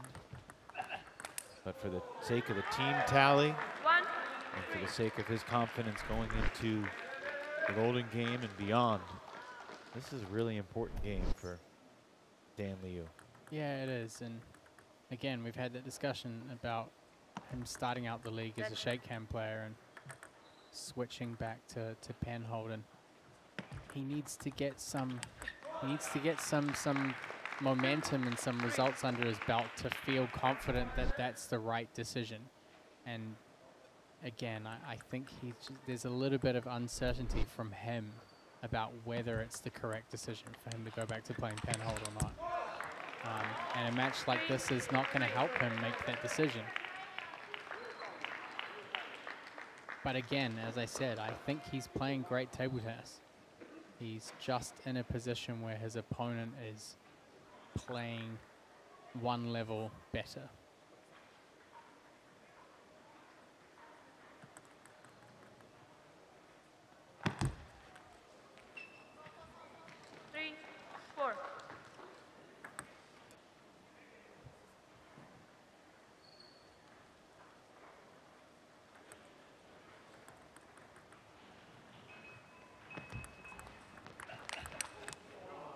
Again, this is one of few examples where Dan's come in and he's played with good strength over the table, but you just can't get out quick enough to work with the incoming ball. Are there any high-level players who have gone back and forth in their career from shake hold to penhold grip? No. No, it's tough to make that change. 5-4. I know of one player down in Florida now, actually, coaching at Flint's Naples Pong Club, Jeff Yamada, who was a great penhold player, and he switched to shakehand, and he plays amazing shakehand. So, you know, it's possible, but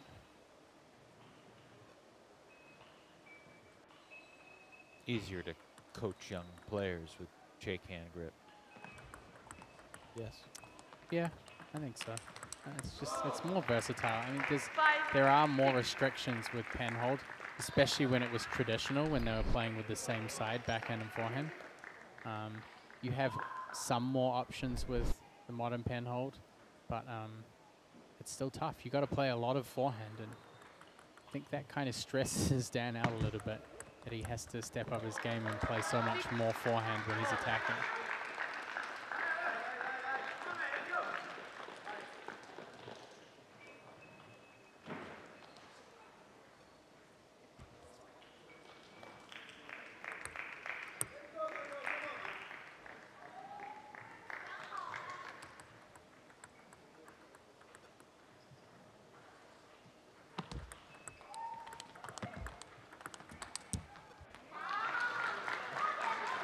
Some timing disruption there from Dan. Slows that ball down.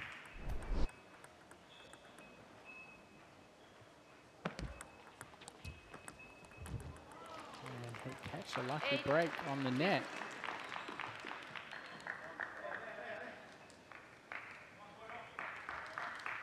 Let's see. John Bossica there on the sideline. enjoying being here at this event.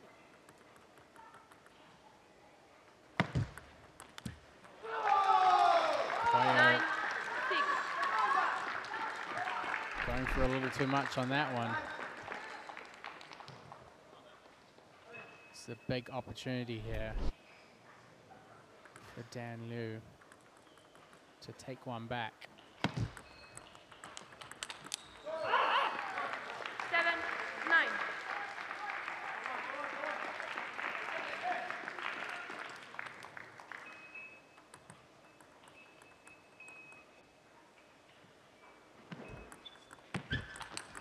Big forehand from Kanemitsu Koyo. Trying to make one last stand and seeking the sweep.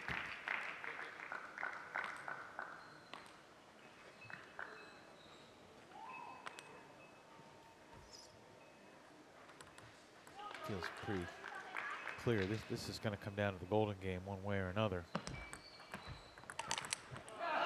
Whoever has the edge going into the golden game, that has frankly been a huge factor this weekend. Teams for the league going into the golden game are 5-0.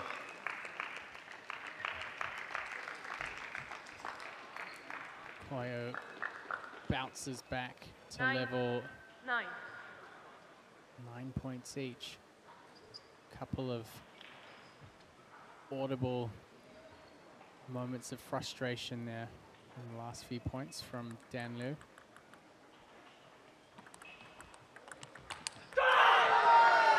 Liu gets to 10 first. Can he cross over the finish line to nab a point for the win?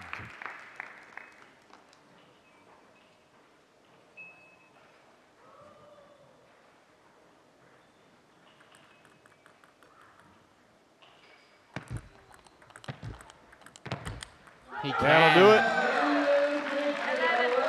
A cathartic single point for Dan Liu as he gets the 11-9 win in game 3 and ties up the team tally 6 apiece as we head to the final singles match of the weekend with Jishan Liang and Sasha Henin. Let's see him putting in so much work to change up the pace in those backhand-to-backhand exchanges. Koyo, no doubt, probably a little frustrated not to have taken the 3-0 sweep again. Let's chat with Kanemitsu Koyo. 2 out of 3.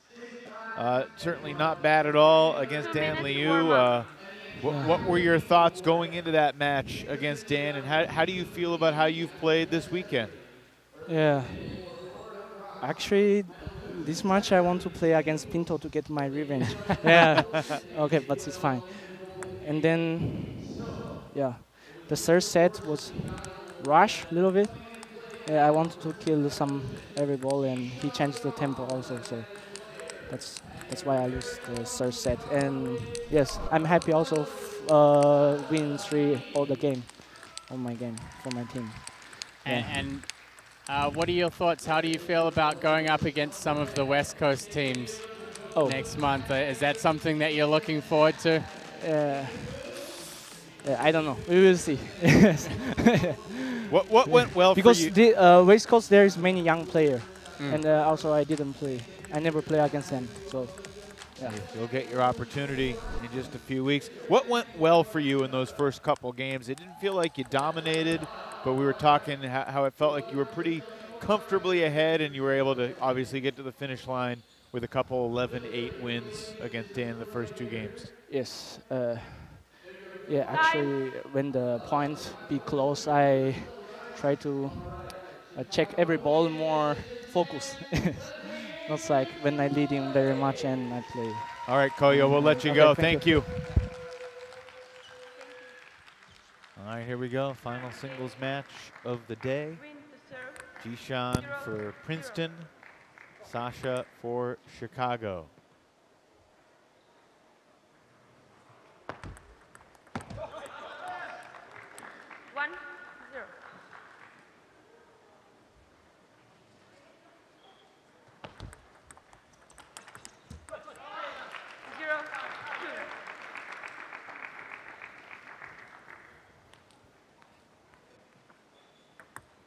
Haneen taking 2 out of 3 games against Enzo Angles yesterday.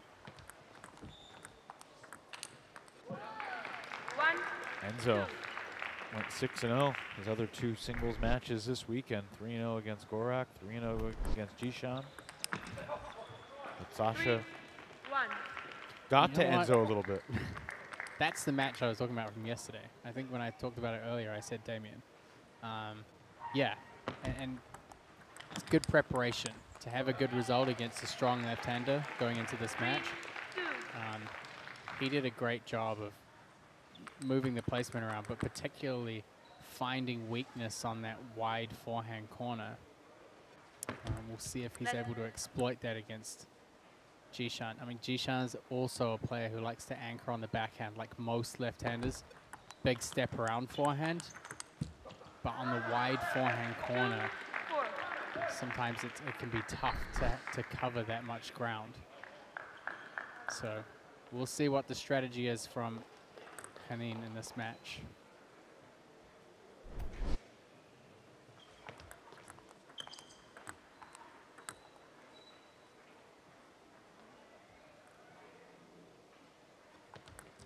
Let's.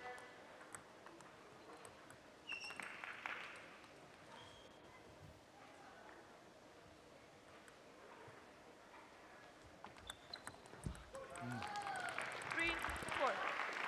Both players trying to figure out best strategy moving forward. That's nice. There's that forehand line that he needs to find. These two, of course, did play last month in the week 3 matchup, the opening match of the Wind and the Revolution, with Haneen barely coming out on top, having won 11-10 and 11-9 in his games. Jishan winning the middle, 11-10. So Yeah, all 3 of those games were down to the wire. yeah, so we could see a very, very narrowly contested match here. Let's.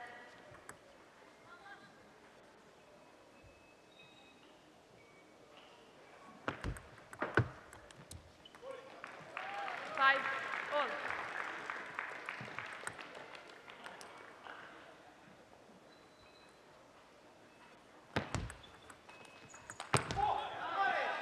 And there's that 5, ball 6. carried a little bit away from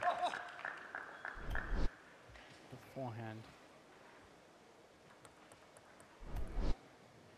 Really important Let's. when playing someone like Jishan to get him off balance or a little bit uncomfortable on his forehand. If he plants his feet before he plays that shot, 6, all. pretty difficult to deal with.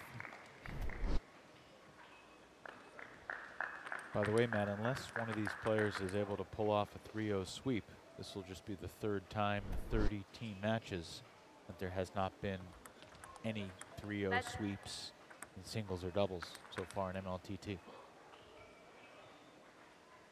I forgot about that. 6, 7. I don't know if it matters or if it's worthwhile, but it is true and causes me to raise my eyebrows. I don't really understand it, but Yeah, it's going to be quite interesting to see what happens with the West Coast matches 8, 6. next weekend Revolution. to serve. see if there are more clear margins. 8, 7.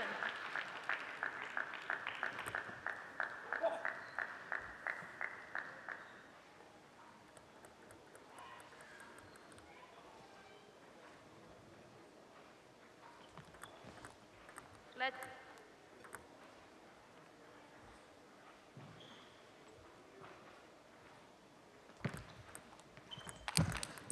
big Yes. time forehand from Leong. 9. Yeah, and you see more of them from the step around on the backhand side. Just going for broke. I mean, even in the replay, it looks fast. 7, 10.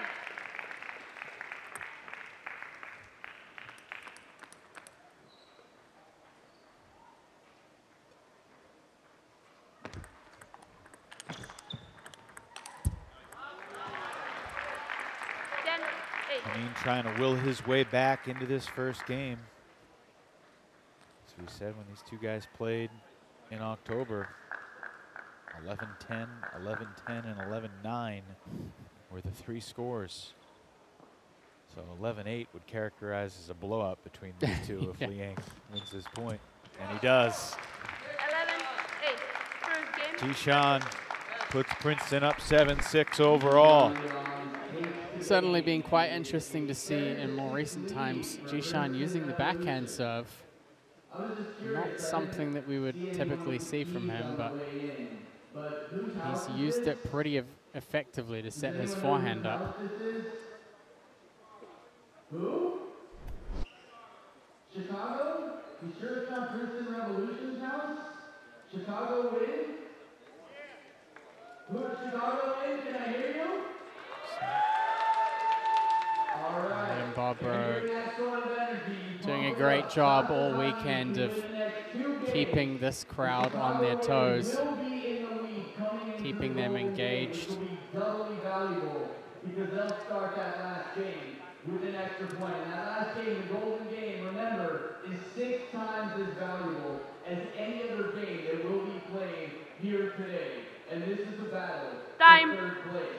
Players come back to the table. Jishan Liang for Princeton Revolution. And your very own. Had some great crowds out here across the weekend. Really have. For these matches. It's really nice for the Chicago win to have Second people game, here Revolution to serve. getting in behind them, 0-0. getting in behind the league.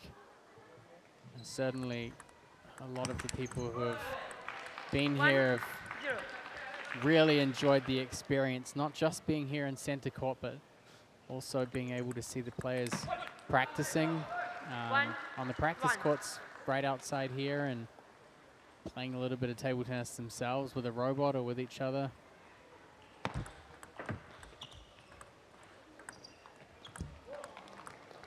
Props to the Major League Table Tennis crew for really starting to put together an experience for the people that come here to spectate the game.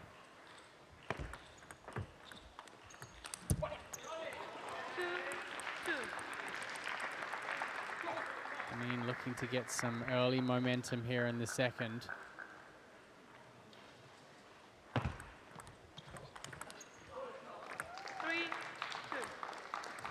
As I said just before this match began, it's a big factor. If you start seeing those powerful forehands from Jishan, then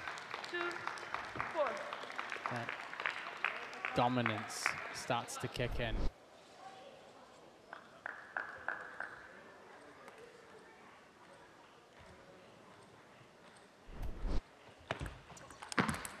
And a massive serve return.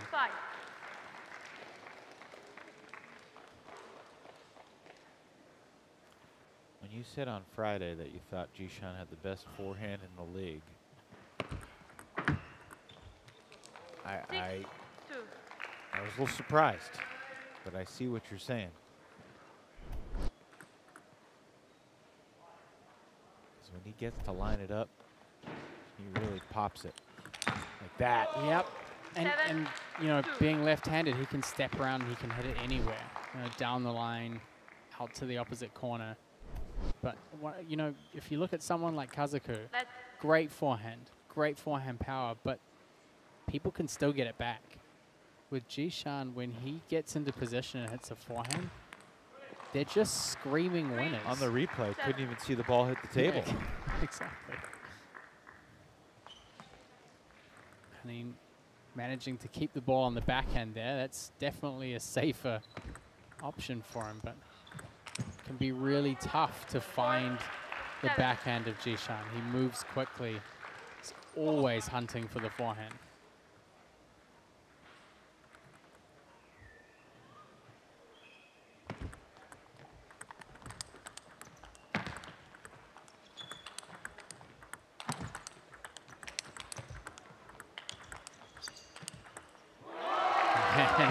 This time, Haneen keeping Jishan a little bit more on the defensive. Transformed him a bit into a Jeremy Hazen there for a second. Best rally of the match.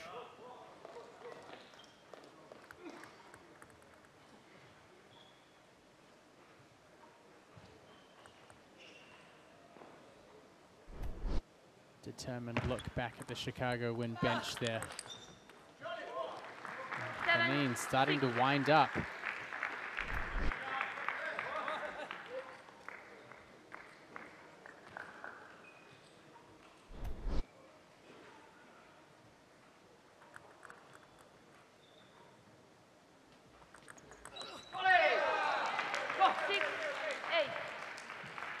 Committed to the play.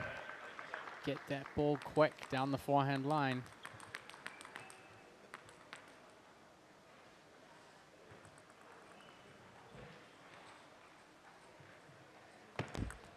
Let's.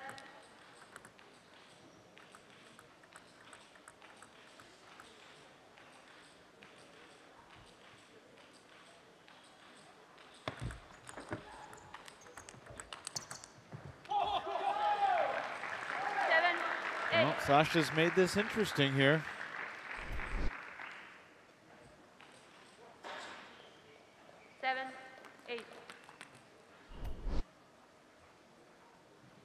This exact moment, both these guys are 3 and 4 in singles on the weekend, so their weekend kind of hangs in the balance here. 8-all.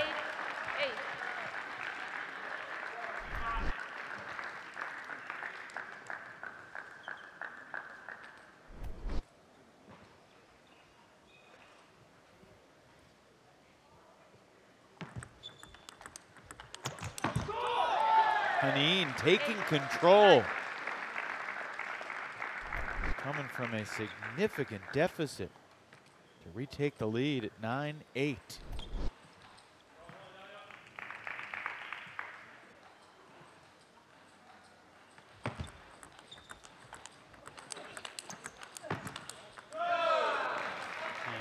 Jishan hooking into that second forehand.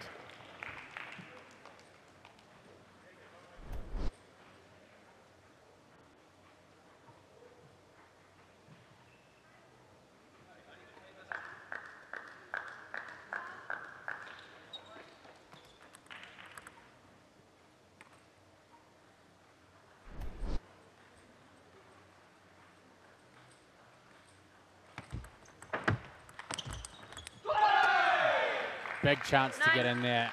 I mean, opening strong with the forehand. Jishan just got a racket to it.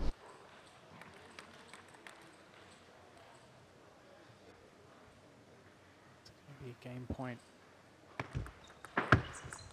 Wow. 11, A little bit of a 9. paddle toss Second from game, Haneen. Revolution. Jishan makes it 8-6 overall. And that frustrated Haneen will go back to the drawing board here for game 3. Second half of that game, he definitely stepped things up a little bit. He was a bit more aggressive and held the table a bit better. But again, like I said, if Jishan's playing these big forehands, then tactically you're doing something that's not going to work out for you in the long run. We'll be rolling through tag team style, so everybody's got to be ready. For some players, they haven't played in over an hour, right? Pretty crazy. Just back in here, play 4 points for the such a well-known character in U.S. table tennis. He's been here for a long time, and more recently has become a member of the U.S. national team. So he's actually at the Pan Am Games 2 weeks ago, where he's part of the men's team that won bronze medal. So it's been great to see his kind of character arc, for lack of a better phrase, over the last decade here. And the arc of this particular weekend, after starting Friday afternoon with a 3-0 loss to Angles, he's trying to finish it with a 3-0 win over the only guy to beat Angles this weekend.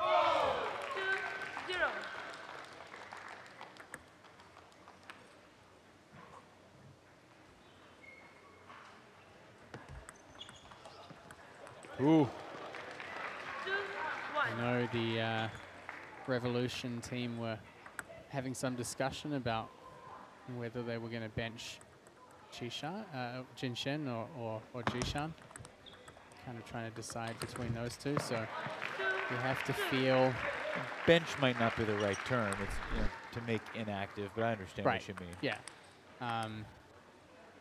Yeah, you have to feel like they've been rewarded for the decision to keep Jishan in the playing roster. Yeah. Koyo as well. Yeah.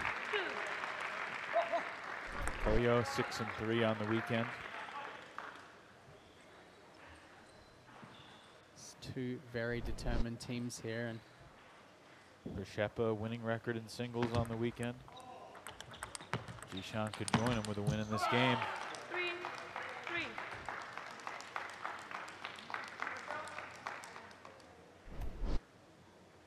Princeton's going to have the lead going into the Golden Game, so if the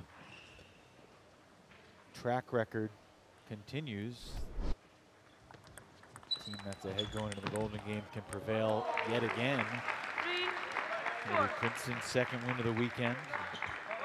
It'll be the second straight MLTT weekend where the home team fails to taste victory after Texas could not get a West Coast win in Katy outside of Houston. great serve return there by Kanine. Again, directing the ball down the line.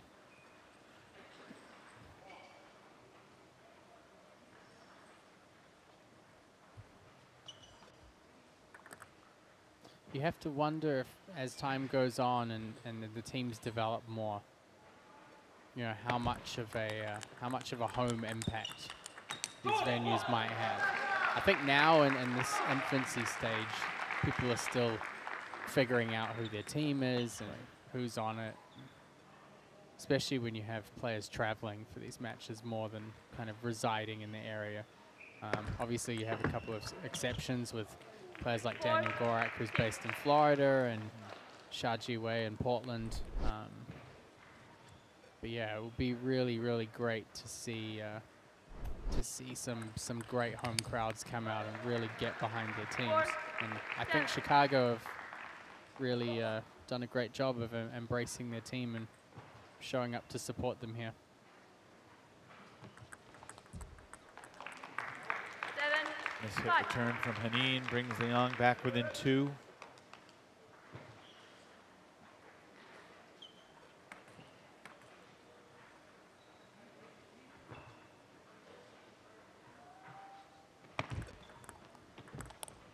Mm. 7-6.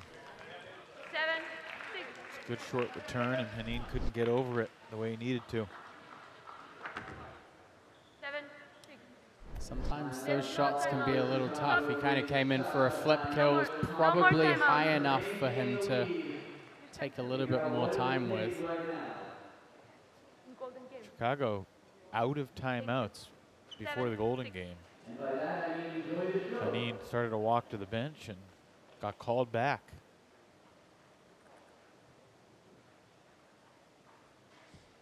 The first Chris Webber of MLTT. 7-7.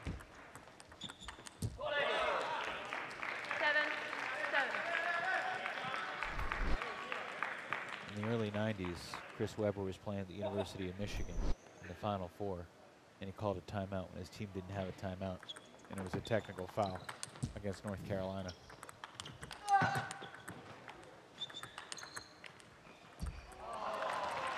Jishan all the way at the back of the court. That's a place where Sasha can be confident. He should be able to finish the point off. There's another chance here to take a game.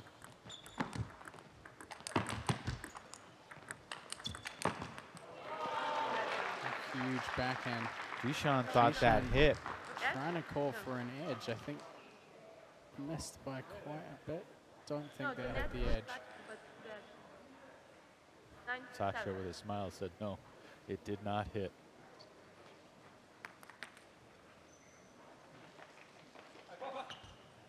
Jishan relented his argument pretty quick.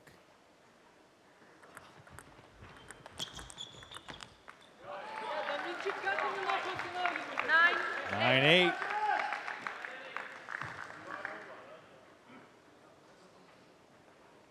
Something with these two guys. They're obviously evenly matched. 11-10, 11-10, 11-9 last month.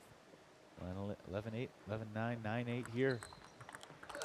Oh, wow. Huge backhand. Ridiculous. You know, one of the crazy things is when players come from China, a lot of the time as they play, their level declines. Obviously, having trained so much and so frequently in China, then coming to the US where they don't play as much. Honestly, I feel like Jishan's game now is just in such a great place compared to when he came here, particularly on the backhand side. He was down. He's come back. He's got a game point. My goodness. Jishan Liang closes with a fury and sweeps the match over Sasha Hanin. 11-8, 11-9, 11-9. There is, in fact, a 3-0 sweep in this match. Only had 2 times in 30 team matches where there has been no sweeps. Jishan able to give his team a 3-point lead heading into the golden game.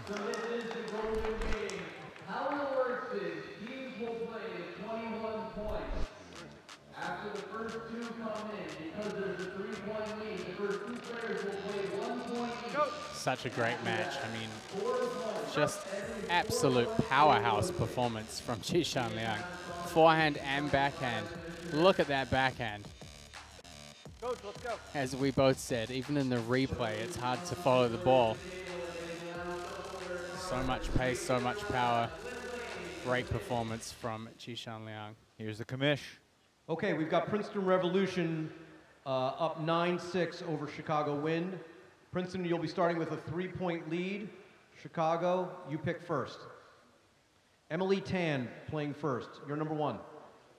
Angela Guan, you're number 1. Number 2. Jishan Liang is your 2. Damian Provost is your 2, number 3. Sasha Kanin is your 3. Matteo de Sotalon is your 3 and your 4. Koyo Kanamitsu is your 4. Alex Kazaku is your 4, making Dan Liu your 5, making Yevgen Preshepa your 5. Good luck, coaches. All right.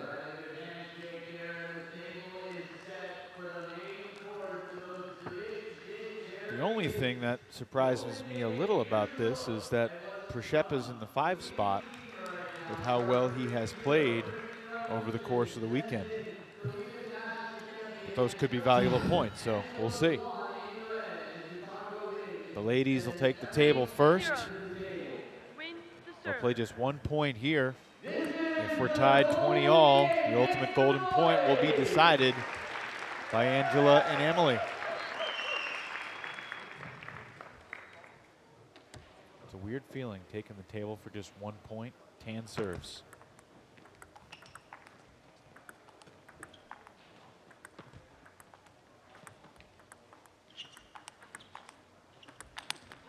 Missed it long. And a 4-0 lead for Princeton here in the final golden game of the weekend.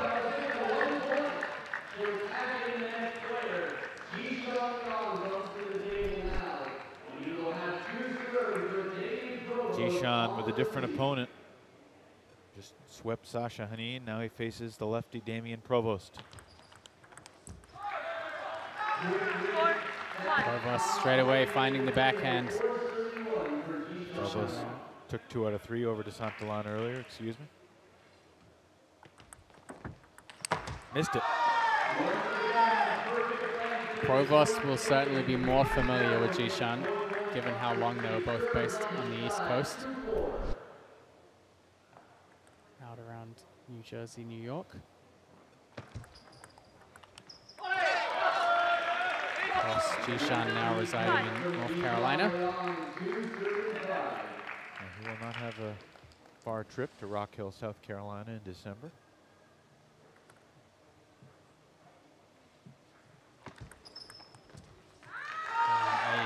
determined. Damian Provost claws back some crucial points for the Chicago Wind.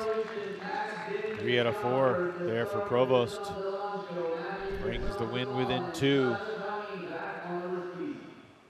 Hanin versus DeSantillan.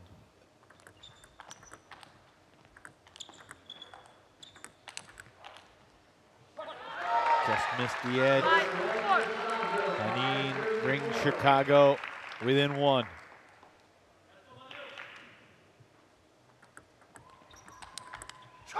DeSantillan stepping it up on the attack.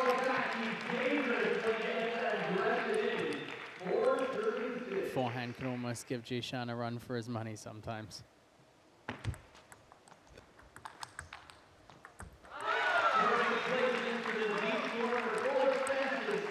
Big point here.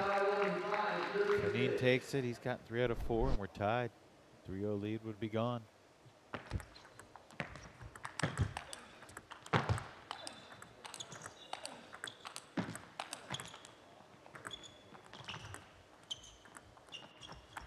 Oh, what a point. It is amazing how DeSantillan counterattacks from deep beyond the table.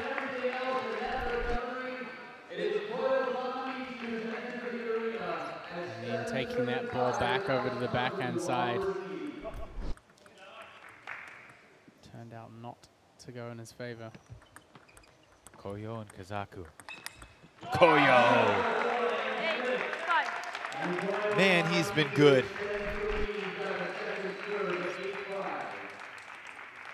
Again, just exceptional short game and play close to the net.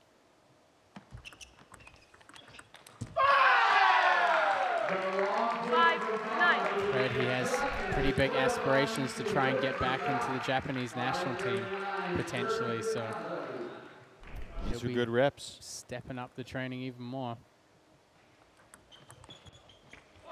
Miss hit on the return. Kazaku earns the first point on his serve. These two guys have one more point here. Kazaku seeking a split.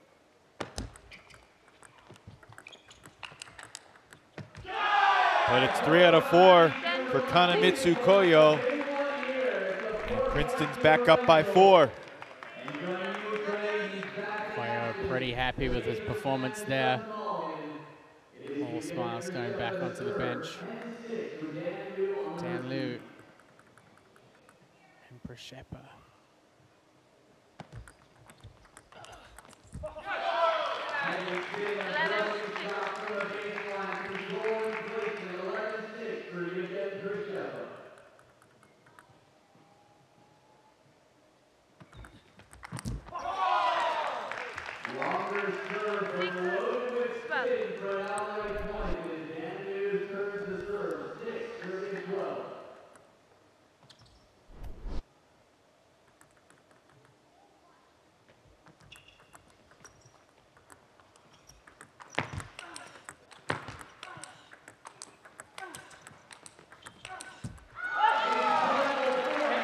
Dan Liu gets on the board here in the Golden Game.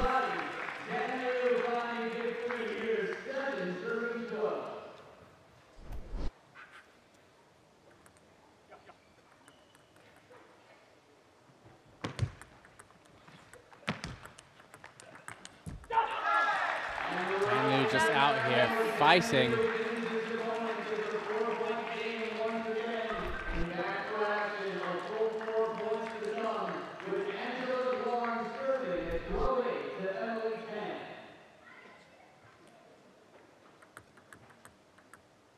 Back to the top of the order. Angela serving to Emily.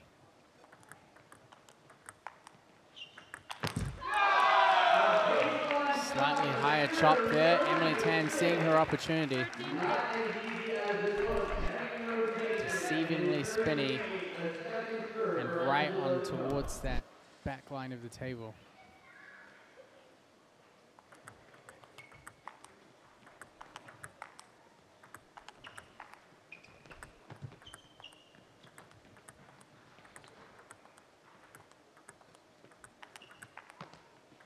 Oh, caught the edge. Catches the back edge, and Emily works for that point.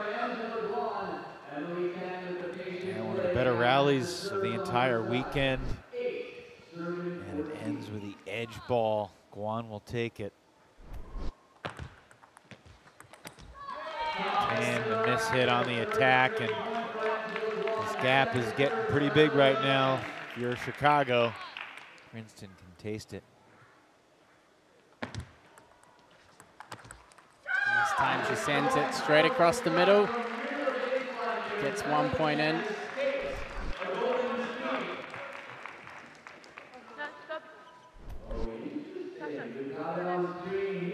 DeSantalon started walking to the table, but he was 4 points early.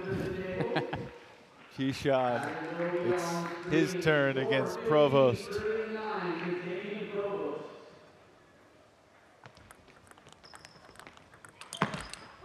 Provost looking for the counter. It's a tough forehand to counter, but he was there for it.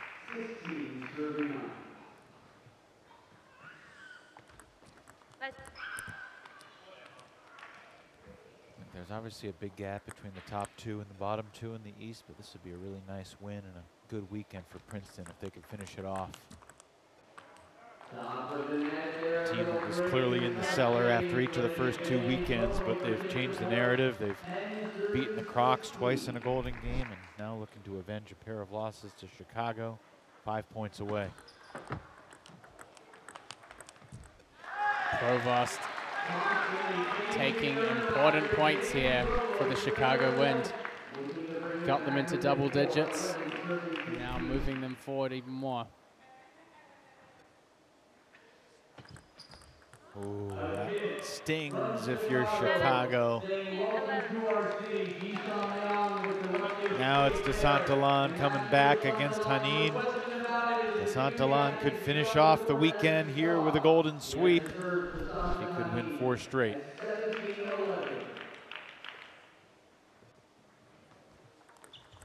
Long fast serve. Catches Hanin off guard.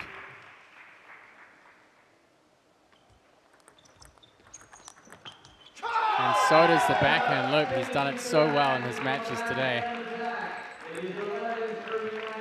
A couple of surprises there from DeSantalon.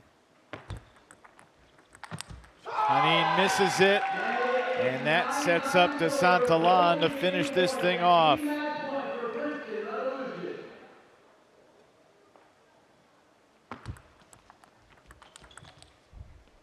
Hanin able to take that last point, but still a strong string for Matthew DeSantalon, chopping his way to a 20-12 lead. And it'll be Koyo and Kazaku. You could see why DeSantalon was so eager to get out onto the table. Kazaku needs to win 4 in a row. That's a tall ask against Konomitsu Koyo, who might just be the MVP of the weekend for the Princeton Revolution. Got a pretty good vertical too. Check out the hops.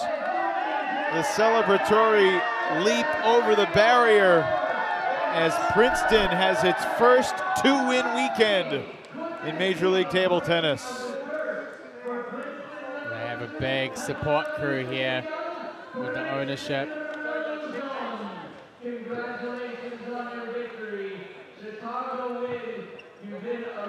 15-6 is the final.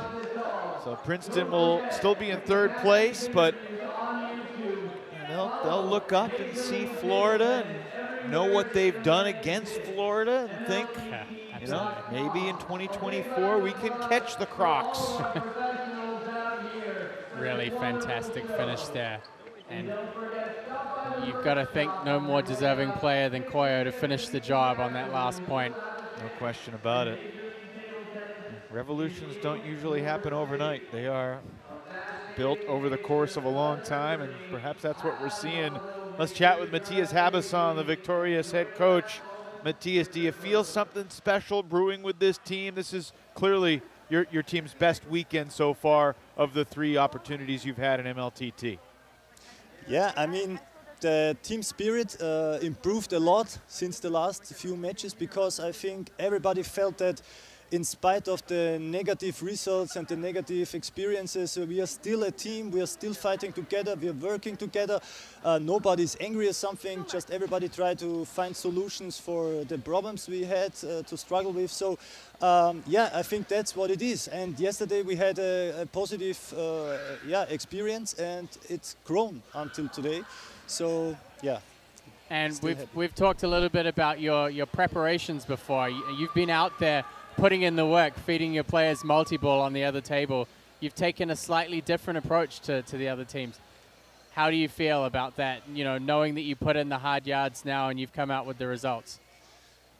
Yeah, I mean, I'm just used to it. Yeah, I'm coming from a very, very serious taken area of table tennis or general professional sports, and I think this is what the most professional coaches and teams are doing, yeah, to prepare them like this way. I mean, not everybody for sure, but most of them, and I'm also used to it. I think also as a player it's a little bit different to get a little bit more warm and hot into a match than just mentally prepared. But every player is different, every coach is different, for God's sake. I mean, it would be boring if everybody's the same. And until now, I must say, okay, we had 2 wins now, but we are still on the bottom of the group, so I cannot say my way is the right one, but I think we are on the right way now. And yeah, if it's maintaining like this, I'm just happy. Well, you're in 3rd place now, creeping closer to the Crocs. Who do you feel was your MVP this weekend? I mean, there are a lot of candidates. Koyo obviously had a really strong weekend. Jishan finished really strong. Can you pick an MVP for the weekend for the Revolution? That's really tough to say, and I have to be diplomatic there. But no, I think everybody of my team is just an MVP this weekend. I'm really proud for my team today. Thank you so much. Fair enough. We'll let you get away with that this time, but next time I'm going to make you say it. Matthias, thank you. Okay, then I'm prepared. We'll see you in December. Thank you so much, guys. Matthias Habassan spent 6 years as the coach of the Austrian national team. Comes from a great table tennis background. And how about Jishan Liang? Takes it 3-0 over Hanin and then continues the strong play in the golden game. Jishan, thanks for joining us here. Obviously, you and Sasha only play close games against each other, but you were able to get all the big points late. Before we get to the golden game, let's talk about the match against Sasha. What were you most proud of about your performance in that match? Yeah, so basically that's a totally different rule than normal matches. Also, I lose some golden game before. First time since last month I play him, I also lose the golden game. So this time I just try to change some different strategy, and yeah. What'd you change? Yeah, what I changed. This should be Hayden. Yeah, I cannot talk too much, but actually yes, for the I need attack more, and also I have to get more. Maybe I change power to more faster on the table and try to consistently attack. Yeah, and you're a table tennis player who's so well known in the US for having such a big forehand. What kind of recovery process do you have to go through after playing 3 days of matches and playing such big, powerful shots? Do you have like massage, and what kind of stuff do you have to do to recover from all of this hard work?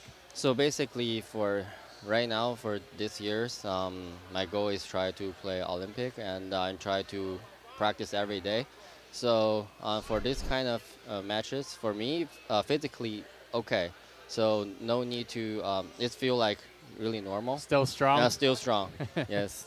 Jishan, when you're practicing these days, what are the little things that you are working on, the tiny details of your game that you're still trying to improve?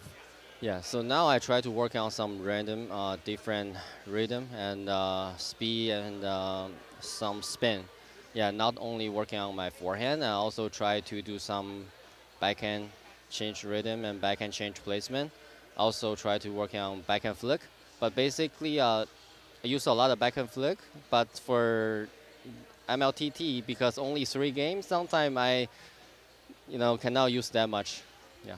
Well, the Revolution get 2 wins this weekend, and the Gold Rush get 3 wins. So I imagine it'll be a pretty happy household with you and your wife back in North Carolina this week. Yeah, for sure. Even we lose, we still happy why we can get more experience, and we love to play the tournament. And basically, this is the league. It's first time in the U.S., so hopefully we can play more matches in future. Love it. Great stuff, Okay. Jishan. Thank you very much. Congrats. We'll see you in December. Okay. Jishan Liang of the Princeton Revolution. Here are the standings. Princeton into third place, 16 points behind Florida. An even bigger gap separating the Crocs and the Gold Rush after Carolina's 18-3 win earlier today. And next week, you and Sean O'Neill will have the call out in Northern California of the third West Division weekend. Matt Hetherington, put a bow on this weekend for me as you look at the standings and contemplate all that we witnessed here in Chicago. I think just determined teams. Determined teams. I love the team spirit. I love that the teams keep fighting, whether the results go good or bad. And what's being instilled in these teams by the players that have come in from professional leagues that have that experience and by their coaches, I think is great. It's a great start for this first ever professional league in the U.S. All smiles for the entire Princeton Revolution family and the extended family. Matthew DeSantalan and company able to get the job done. Yevgen Prishepa, another strong weekend. Koyo Kanemitsu was just phenomenal all weekend long too, and Jishan Liang helped to put the finishing touches on this tremendous performance. It's been a pleasure being alongside Matt Hetherington here this weekend and working with Sean O'Neill through September and October. I will be a spectator, eagerly and avidly following from afar as Matt and Sean have the call next weekend in Oakland. We thank you for being with us throughout this Chicago weekend of Major League Table Tennis. For our entire crew and from our broadcast partner, Matt Hetherington, Evan Lepler saying good afternoon from Chicago. Princeton gets the win here, 15-6 over the Wind. So long, everybody.